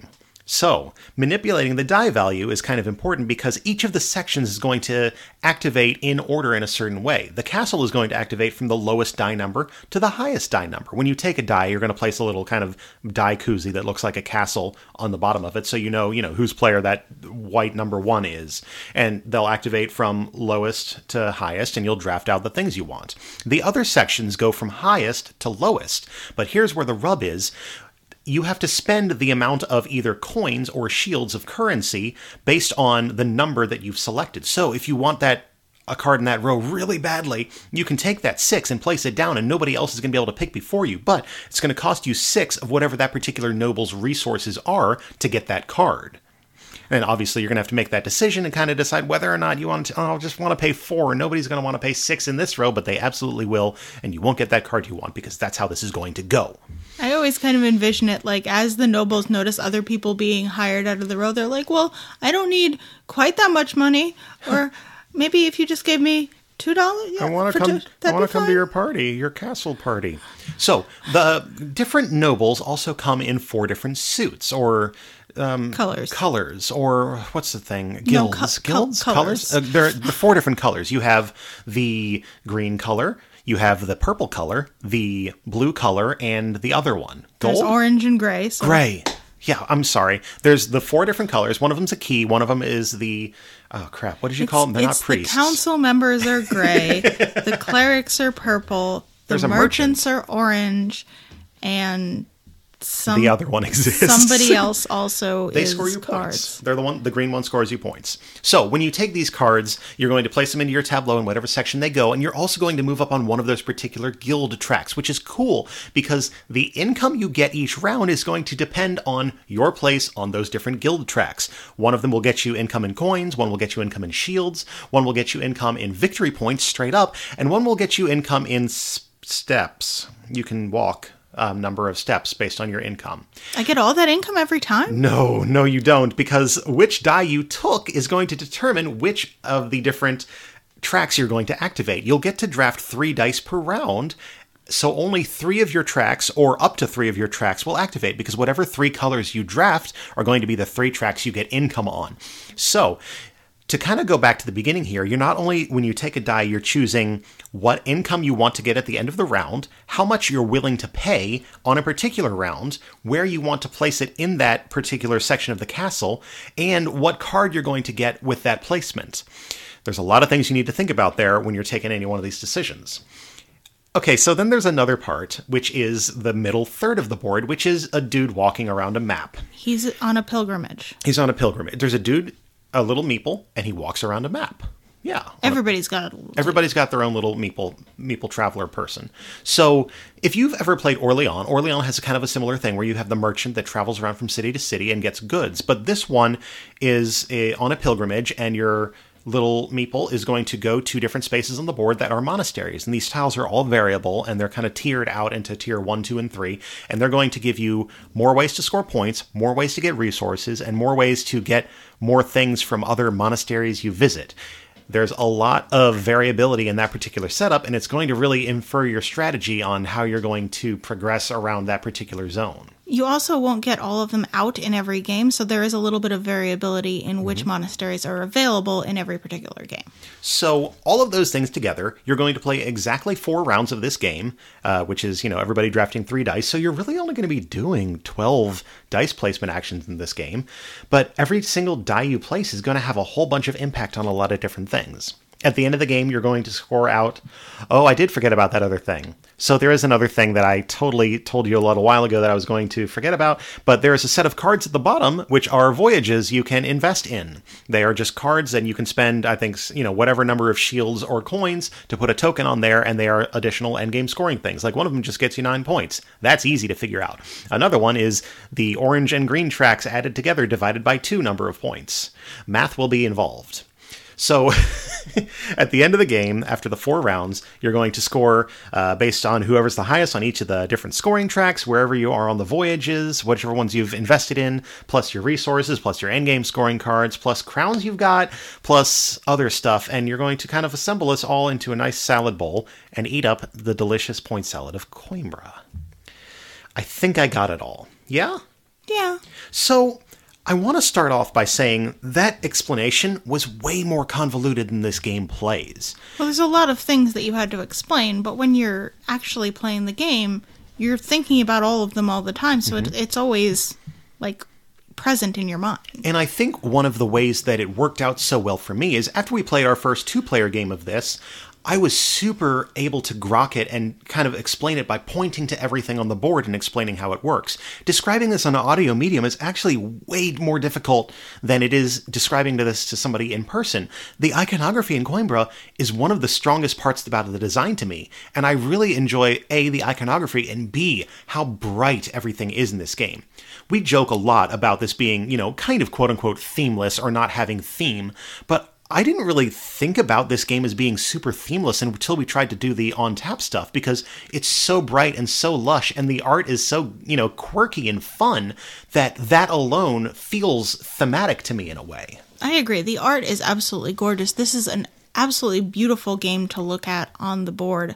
There is a fairly clear icon to indicate what each card does if you are sort of questioning what some of the later cards do, because you will start with cards that are meant for the beginning of the game. The noble cards are divided into early game, mid game, and late game sections. And when you're placing them out for drafting, you're going to put the early game stuff out before you put the mid game stuff out, before you put the late game stuff out. Some of the late game cards are a little less clear from immediately looking at them the first time you see them, but the glossary in the rulebook is very clear and is very easy to reference as well. Everything about this game looked really nice. And it's not that it is themeless, it's just that the theme is really generic. Yeah. You're hiring on nobles to gain influence, to move up tracks, to move around, and give money towards endgame scoring. There wasn't a lot for me to grab for an on-tap, but that doesn't mean I didn't enjoy playing this game. The theme was fine, and the high production value really just bolstered that. Yeah, I want to loop back around to that rulebook. This is the way to do a bunch of cards rulebook like none other. It's so well organized and so clearly set in the appendices of what cards do what, and everything's explained so well. Thank you so much to Eggerspiel for putting this book together. It's so much better than some other games I don't even think we talked about those particular games because the reference book didn't have half the cards in it, and we couldn't figure out how to play the dang game. Yes. Moving on. Even though they reuse the art on some of the noble cards, it's still really easy to tell which cards they're referencing in the rulebook. I thought it was very well done.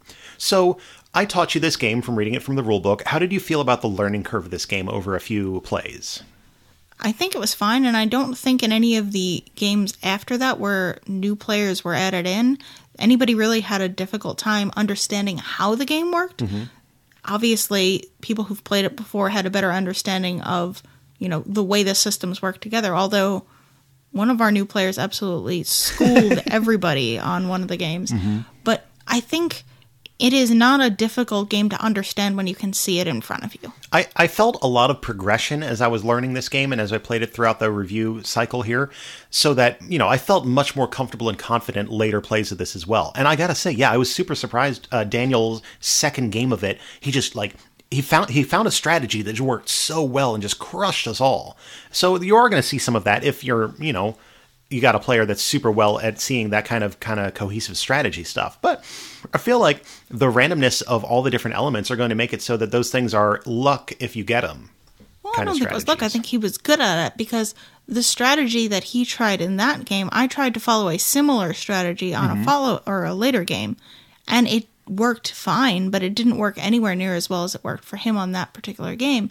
So just the combination of the monasteries that were available, the cards that he had drafted into his personal tableau to help him during the drafting phase and also during the income phase meshed really nicely, and they meshed with the voyages that were available in that game. I think it was just he saw what was there and took advantage of it. And the next game is going to feel totally different. A different thing is going to be the thing you need to do. That being said, you do need to pay attention to all the different aspects of this game. If you completely ignore that pilgrim track, you're going to do poorly. Yeah, I felt the same way. That pilgrim track in the center is something that I always am attacking early. I'm trying to increase myself on the pilgrim's income track so I can always draft a purple die and have that particular movement, because you do get a lot of really good compounding bonuses off of that.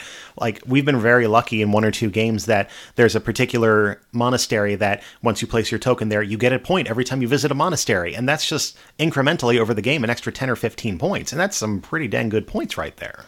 Well, yeah, but depending on where you start, because each player can start only in one corner of, or rather, only one player can start in each corner of the central journey leaving point, I guess, in Coimbra. Yeah.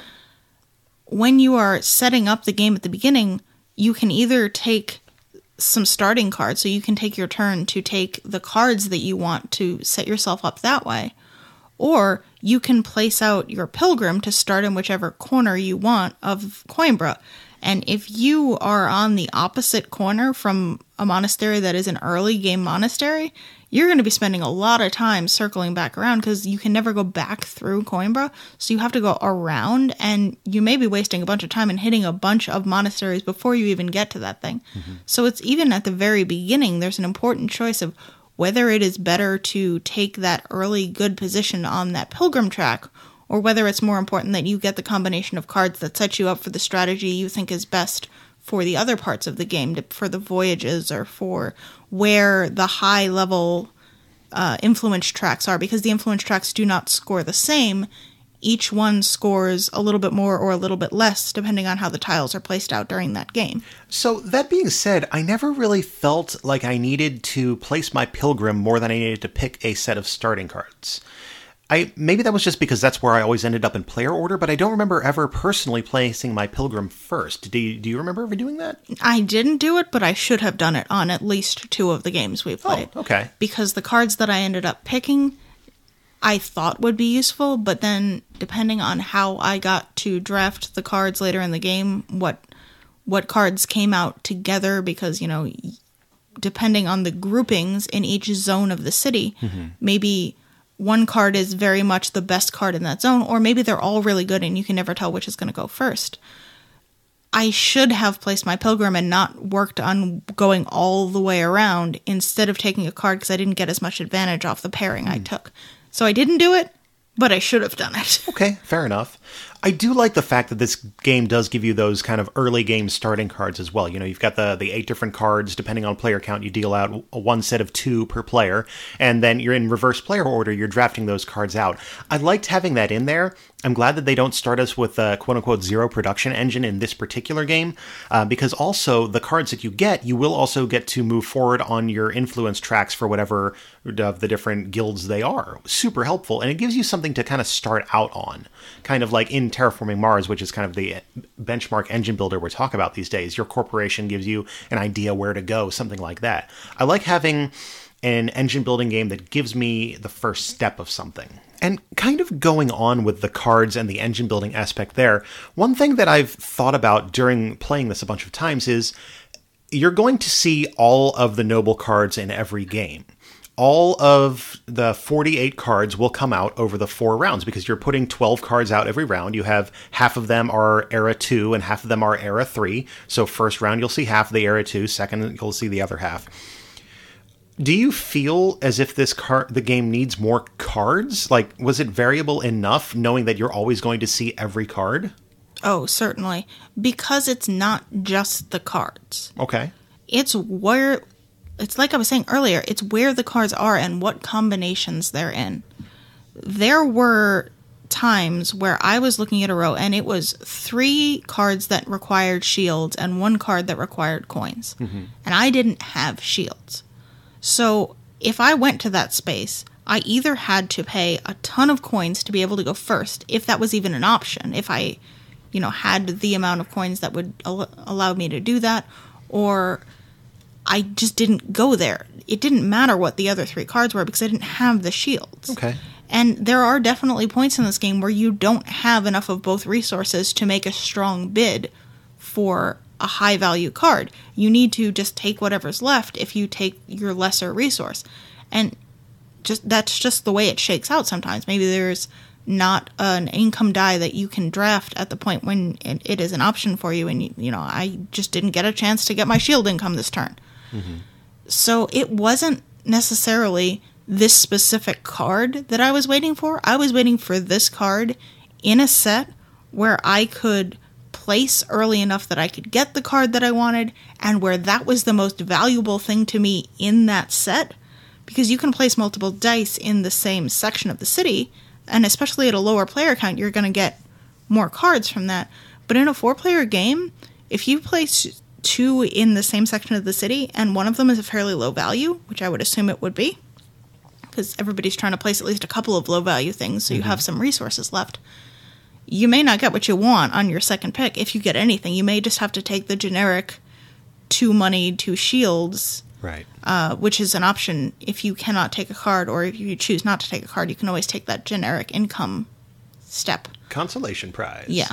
So it's like I said, it's not about I need this specific card. It's I need this card. I need it to be in a place where I can put a die early enough that I can get it, where I have the resources available to get it, and where it's the best thing for me. And I don't think you're ever going to play this game enough that you're going to exhaust those combinations of things. Okay, I see where you're at on that. My thought on it was, if there were more cards and you had to use a certain number of cards, rebuilding the deck for balance would be an absolute nightmare. Mm-hmm. And this is the one reason that I don't play Among the Stars, one of my favorite games of all time, as much as I want to, because setting up a deck that is balanced is a pain in the ass. So I really appreciate the fact in Coimbra that they balance the deck, and it's going to be that same set of cards as many times as I play this. I'm sure someday they could give me a full 48 card replacement deck, and I don't for a second doubt that they're going to do that, because, games love expansions, especially these days. But having that set of cards and learning the strategies that work together with them, it's fun. And I feel like every game I felt like I was doing a different strategy, even with the same set of pieces. We also didn't talk about the fact that if you don't have a full 4 players, some of the cards are going to be essentially bought by the game. Yeah. You place out these die numbers that are placed in certain sections of the positions on the board, depending on how many players you have. And those die tokens will buy the highest value card that's still available in that row. So even in a lower player count game, where there's not as much competition with other players to get those good cards, high-value cards are generally more powerful cards. Even if they don't necessarily work better for your strategy, they are, if you're looking at them objectively, more powerful. Mm-hmm. So you do have to even outbid the game sometimes. So it's still a really interesting challenge to see what is worth going after and what is just, leave it for the next game. Next game I'll get that weird little witch-looking woman. Yeah, I mean, the heart of the game is in the cards and the way that you're going to use them to build your engine. I feel like everything connects super well together. The only piece of the game that I feel is just an additional piece more than anything is those voyage cards down at the bottom. You have the opportunity at the end of every round to buy one or to invest in one and put a token out there, and they're all a bunch of endgame points. There's a handful of cards that connect into them, and then one of the castle tiles at the very top also connects in. But I don't know. It's an additional piece, and how do you feel about this thing? I love them. I don't understand why everybody doesn't do them all the time. Oh, okay. They are an opportunity after you get your income on a turn, before your future turn, to invest in something that, for the most part, you have complete control over. Mm-hmm. I mean, 9 is always a number. So that's never going to change. 9 points is always going to be 9 points, and that's always going to be enough points to be attractive. Right. But you can look at the other voyages and say, okay, well, is it worth 8 shields to me to take this card or this voyage rather, that's going to give me 2 points per green card? Mm-hmm. Well, maybe in this game I only have 3 green cards, so I'm going to be essentially losing 8 resources to get 6 points. That's not great, but it's better than if I had 1 green card. Yeah. Or maybe I've got 5 green cards, and I'm like, yes, that is definitely worth it. How did you get 5 green cards? But, I mean, if it's late in the game, you could. True. And that does mean, though, that since I've backed that voyage, I'm going to go into the following round a little bit more resource-strapped, because I've spent them after I got my income. And there is a cap on your resources. You can only have 20 of each resource. So if my engine is really good at producing shields, I'm only going to be able to spend so many of them on voyages, because there are 3 voyages that have shields and 3 voyages that have coins in every game. Mm-hmm. So once I do those 3 voyages that have shields, or choose not to do them because they're not points that I'm going to be able to get, I'm going to have to spend coins. And if I spend those coins on voyages, I'm not going to have them to spend on people in the next round, bribing people, and then that's how you get into those positions like I was talking about earlier, where you don't necessarily have both resources to spend. Okay. But at the same time, there is a favor token, which is the name of the tokens you get by going to the castle, that allows you to back a voyage at a discount during the drafting phase, and then back again at a discount during the normal voyage phase, which gives you 4 resource worth of discounts if you do it both times, because it's 2 each time. So at that point, you're spending way fewer resources, and you're giving an option to get those additional voyages that most other people are only going to be able to back 4 throughout the game. I think if you play with them correctly, they lead to interesting decisions, and there's something you can sort of take control over instead of waiting for nobles to come out and seeing what's available. Okay. No, you sold me on that. I didn't really consider the way the voyages would impact your abilities on the next round so much. But yeah, I mean, it's just another piece that integrates with everything else in that regard. A lot of times when people were taking those favor tokens from the castle, the voyage one was left for last in some of our earlier games. But a lot of times I saw it actually be more valuable to the player that took it than some of the other favor tokens that were given, which provide more sort of obvious benefits, like either coins or shields, like 7 of them, I think it is, or that allow you to increase your die value, which is great because it means you get to go first, but it also means that you need to pay more. Yeah. That tile also has a few of the crowns which determine player order for the next round on it, whereas the one that gives you just a bunch of resources has no crowns on it. And I think it has 2 on that one that gives you a discount. Mm-hmm. So you are getting a higher player order in the following round.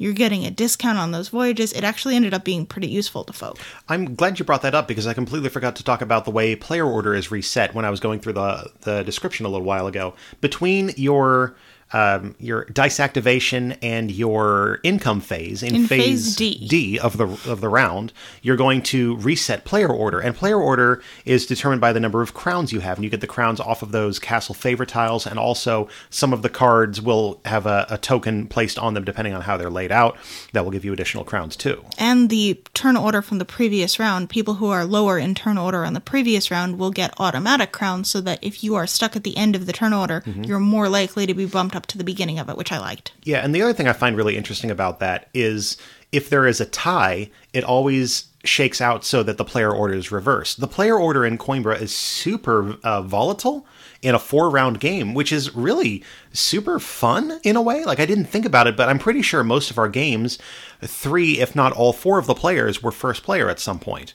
A lot of times in a Euro game, I see that you have to take an action to be first player kind of stuff, and it's a limited action, but you get to go first.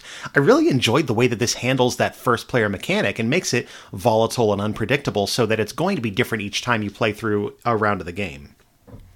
I mean, there is a little bit of a limited turn order benefit if you take a really strong action in those favor tiles, because if you take the one that gives you a bunch of immediate resources, then you're less likely to be able to go first because it doesn't have as many crowns on it. Right. But still, yeah, it's going to shake up a ton. And since player order is kind of important on those influence tracks, because the person, if there is a tie, the person who got to that position first breaks the tie. So, if both players are tied for the top score, the one who got there first, who probably was earlier in player order, is going to be the one who wins that influence track. I also want to kind of briefly go over the way the game scores out. Like we said, there's a bunch of different ways you're going to get points. You're going to be getting points during the game, but I feel this is kind of like a 60-40 split for endgame and during the game points. How do you feel about having so much of your points being an endgame point rather than something you can watch during the game? Does that make any kind of difference to you in terms of the way you're playing the game? Well, I mean, you see progress towards those endgame points during the game. It's very rarely a huge surprise. Yeah. Because people take their cards that give them endgame scoring and they're laid out in a special section of their tableau. So you see, if you're playing against 3 other people, how many cards they've got in that endgame scoring section, and you can see them at any point. They're out on the table. You get a bunch of endgame scoring from the influence tracks, but you can see at any point who is in the lead on those influence tracks, and you're constantly monitoring those anyway because that's where your income comes from. And you can see how many tokens people have placed out on those voyages, and it's fairly easy to calculate each of those voyage tokens for any player. So if I see that you're on the track that adds up your gray and orange influence track totals and divides by 2, averages them essentially, I can very easily just look at your influence track and be like, oh, that gives you 6 points. Yeah. So while it is sort of an end of game rushed for the points, I don't feel like I ever was super surprised by how it shook out. Like, I always knew player B is going to get a ton of points if they were going to get a ton of points at the end of the game. I might not have known whether it was 20 or 25, but I knew it wasn't 4 and it wasn't 30. I've really enjoyed the big endgame scoring in this. I feel like it made the ending a little more unpredictable, because while I might have thought, oh, Daniel's got a bunch of points coming in here, I still have that feeling of just like, well, I got a whole bunch of points over here and I feel like I might have a shot at this. I really enjoy having that balance where you vaguely know, but you don't really know. I think that's a good way to do that final endgame scoring.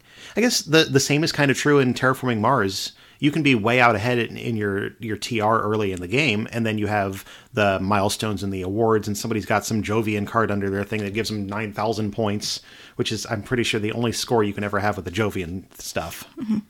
But yeah, I really enjoy the way that endgame scoring works.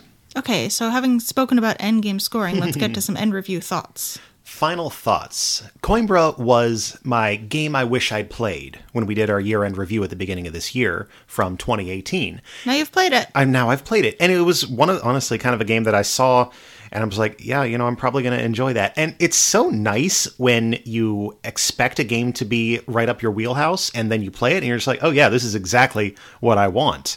Coimbra has a lot of things I love. It has dice, it has drafting, it has a really cool engine building, and it's all tied together with great iconography and really smart interlocking mechanics that make it easy to teach and easy to explain and rewarding each subsequent play. I'm looking forward to playing Coimbra more, and I know that the other people in our playgroup feel the same way. And I have no doubt when we hit the 2018 Redux in the middle of this year, this one's going to be very high up on my redone list of 2018 games. I also enjoyed playing Coimbra, although I'm not as wholeheartedly sure that I'm going to keep bringing it out with other folks in our group. There was certainly a feeling in a lot of the games where we were all grouped together except for one person who was way out ahead. And I know there was a little bit of frustration in our group that while we all felt like we were doing well, this one person was doing so much better. And it didn't really click that why this person was doing so much better until we re-looked at things at the end of the game. Mm-hmm. So that is one of the things that sort of might hinder it for me to come to the table again. I enjoyed playing it because, frankly, as long as I feel like I did something cool, I don't really care if I lose. But this game definitely did have all those interlocking parts you were talking about, and that's what made it fun for me. It wasn't the remarkable theme. It was a little bit the really cool art, but mostly it was the fact that every time I did something, I had to think about the other things that it did and how I was going to use that to my best advantage, and whether or not I thought that somebody else was going to take the thing that I needed, but I wasn't 100% sure. That was really super fun. I remember one of our games, I spent, and I apologize for this in hindsight, but I spent about 2 or 3 minutes sitting there looking at our friend Steven going, is he going to take the one card that I want from that row? Because it mattered whether I was going to place my die in what would have been the second position in that row or in a different row. And if he had taken the card I wanted, I wouldn't have been able to buy anything. It was the last round of the game and I would have had to have taken the consolation income. And I just sat there going, does he want that? And I'm looking at his cards, and it kind of fits with what he's doing, but it doesn't 100% fit with what he's doing, and I'm not sure that he sees that it kind of fits with what he's doing. And that moment felt so good when he went before me and didn't take the thing I didn't think he was going to take. I was like, yes, I have figured this out. And that was just so much fun, and it's the kind of fun that I don't necessarily think of when I think of something that has this sort of merchant-y, tradery theme. But it was fun, and I liked it. Cool. Well, that is Coimbra. Time for us to move on to that final section around the bend? Yep, we got a beer segment. Beer for St. Patrick's Day. Want a second opinion on some of the games we talked about on this episode? Check out some other great content creators at punchboardmedia.com. And as it is St. Patrick's Day, today, the day of recording, Danielle has put together an appropriate beer segment. You have a beer primer for us on, I believe, the Dry Irish Stout. I do have a beer primer on the Dry Irish Stout. Fabulous! Despite the fact that this is coming out on the day after St. Patrick's Day. Well, it's time to learn about what you did yesterday. Hopefully you're not still feeling it. Stouts in general originated as a stronger version of porters. They were actually called stout porters, which is where the name comes from. If a brewery had a stout and a porter, the stout was the stronger one, period, end of sentence. That's just what it was. We talked about porter in episode 38, so if you would like a full history of porter, you can go back to that because it was a fairly long segment, and I do not want to make this podcast much, much longer. What makes a dry Irish stout unique is that they are brewed partially with unmalted barley. Not all unmalted barley, that would be absolutely gross, but up to 10% of the grain bill can be unmalted barley. Now, what is malting? And I'm glad you asked this, because I'm assuming you asked this. Oh, sorry. What's malting, Danielle? Frankly, I've probably mixed this up on beer segments in this podcast about 1,000 times over the course of the podcast, because a lot of times I will talk about the malt bill. What I normally mean by that is the grain bill. And malt is a type of grain. Well, no, that's not true. Malt is a process that is applied to some grain. It's a process by which grain is wet, and then germination is started by exposing this wet grain to controlled temperatures. This starts the grain sprouting, And that causes the release of some enzymes that burst open the seed's food stores and begin converting the starch that's inside the seed into simpler sugars. Plants do this so that it can feed the seed as it's growing. So the seedling needs food, just like anything needs food when it's growing. And when you start germination, the starch that's within the seed open up and the plant is going to consume this, and that's what allows it to grow. Now, when you're doing the malting process, once this is started, the grain is dried out to stop the germination so the growing plant doesn't continue using up those food stores, because we want those. Those are what are going to provide the sugar that goes into the wort for the beer. Now, the grain, which is now malt, is tumbled to get rid of any of the tiny little bits of plants, because we don't want those in the beer. You don't need tiny plants in your beer. Nope. Well, I mean, I'm sure there's some brewery out in Denver that's doing that. Like, yeah, germination. Germination Saison. Probably. Unmalted barley, so barley that you don't put through this wetting, germinating, drying cycle, didn't go through this process. It's just roasted. And thusly, it has a much more bitter and coffee-like flavor. The sugars were never really activated and released and created by the enzymes, so you don't get a lot of that really like sugariness that would normally come from malted barley or malted anything for that matter. Irish Stout is also often brewed with up to 10% flaked barley in the grain bill to enhance the body and feel, because an Irish Stout, especially a Dry Irish Stout, is, it's very thick and it's very dark in the glass. The darkness comes from black malt that is often used, or patent malt, and the rest of the grain bill is made up with pale malt. It should have a moderate level of hops in it to complement the bitterness. These are usually English hops because they're close. Mm-hmm. And also it should be brewed with Irish ale yeast. Some dry Irish stouts, including Guinness, which obviously I haven't mentioned this yet, but if we talk about a dry Irish stouts, like most people think Guinness immediately. And that is sort of the example that most people will come up with this beer. So some dry Irish stouts, including Guinness, are also brewed with a small amount of soured wort, which is soured out in the open by letting it sit for a little bit, and then they sterilize it. So it's not going to become sour like, a sour beer would, where you still have those active yeasts that are put back in, but it is soured and sterilized to complement the bitter flavors and give it a little bit more depth of flavor. The final thing that most people think about when they think about a dry Irish stout is that really dense, thick white head and the smoothness that you get from drinking it. That actually doesn't have anything to do with the beer. It has to do with the system on which the beer is served. Because Guinness, in particular, popularized this idea of serving not just with a CO2 push, which is how most beer is served. If you get draft beer, normally when they open the faucet, the beer is driven out with just CO2. Well, dry Irish stouts are often driven out with a combination of nitrogen and CO2. And if you are looking at the nozzles on the faucets of your tap row, you'll generally see on these nitro heads, they have a long sort of pointy faucet nozzle. And this provides a slower flow so you can get that really thick, creamy head.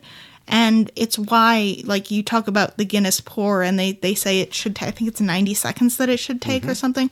And that particular faucet and that nitrogen serving system is why that takes a little bit longer, and that's how you get that really nice thick head, which also comes from the grains that are put into it. So if you are looking for a dry Irish stout, now you know a little bit about why it is different from your traditional stout, especially your English stout, which would have had some of the browner grains in it instead of just the pale and the unmalted. And I hope you enjoyed a nice dry Irish stout on your St. Patrick's Day, if that is your preference. And if you didn't, you have 364 days to learn that and all the other facts so you can piss off every bartender next St. Patrick's Day explaining it to them. Don't be that person. Please don't do that thing. But now you know about dry Irish stouts, and that's good. Go have one sometime. Yeah, I was going to say, maybe just have one not on St. Patrick's Day, because they're good. Well, I feel like we should wrap this one up because we are near the end of the second hour of podcast. So, once again, thank you everybody for listening on this here episode of Draft Mechanic. If you want to get in touch with us, draftmechanic.net. It's your one-stop shop for all your Draft Mechanic needs. At Draft Mechanic on Twitter, Facebook, Instagram, all those usual places. That's how you'll find us. draftmechanic@gmail.com if you want it. We got a Slack channel you can hit up at our website as well if you want to jump in there. I assume at some point we will be bringing back that final round segment, which will be off of our Slack channels. Yeah, quick word about that. Sometimes I don't have a great topic, and I don't want to force one out. And then this episode's 2 hours long anyway, so I feel justified in that. Cool. We also have a Board Game Geek guild. That is guild number 2470. So there will be a thread up for this if you would like to share any of your opinions or cool facts that you have on this episode. And get the micro badge. Get the BGG micro badge. Our next local game night is going to be on Tuesday, March 19th at Salud Cerveceria in the Noda neighborhood in Charlotte, North Carolina. Mm-hmm. You can get information on that and our Geekway event at boardgames.beer/events. Cool. Your Draft Mechanic is sponsored by Grey Fox Games. Visit greyfoxgames.com and sign up for their newsletter for the latest. Grey Fox Games, quality games, cleverly crafted. I got one more thing, but I don't remember what it is. It's that, as always, we would like to remind our listeners to please game responsibly and tell them that we'll see them back here in 2 weeks for another round. Yeah, no, that's it. Yeah, okay. Good night, everyone. Night. Draft Mechanic episode 97 was recorded on Sunday, March 17th, 2019 in front of a live studio cat. Beauty is in your eyes, you are the beholder. You render me stricken. Do not go gently into that gutter line. Hey, this is Patrick And this is Eric. from Patrick and Eric in the morning. Join us every now and again for about a half an hour as we freeform chat about whatever's on our minds and how it all relates back to our favorite hobby, board gaming. Patrick and Eric in the Morning can be found on the What Did You Play This Week podcast feed and on the Punchboard Media site. Happy listening. Punchboard Media.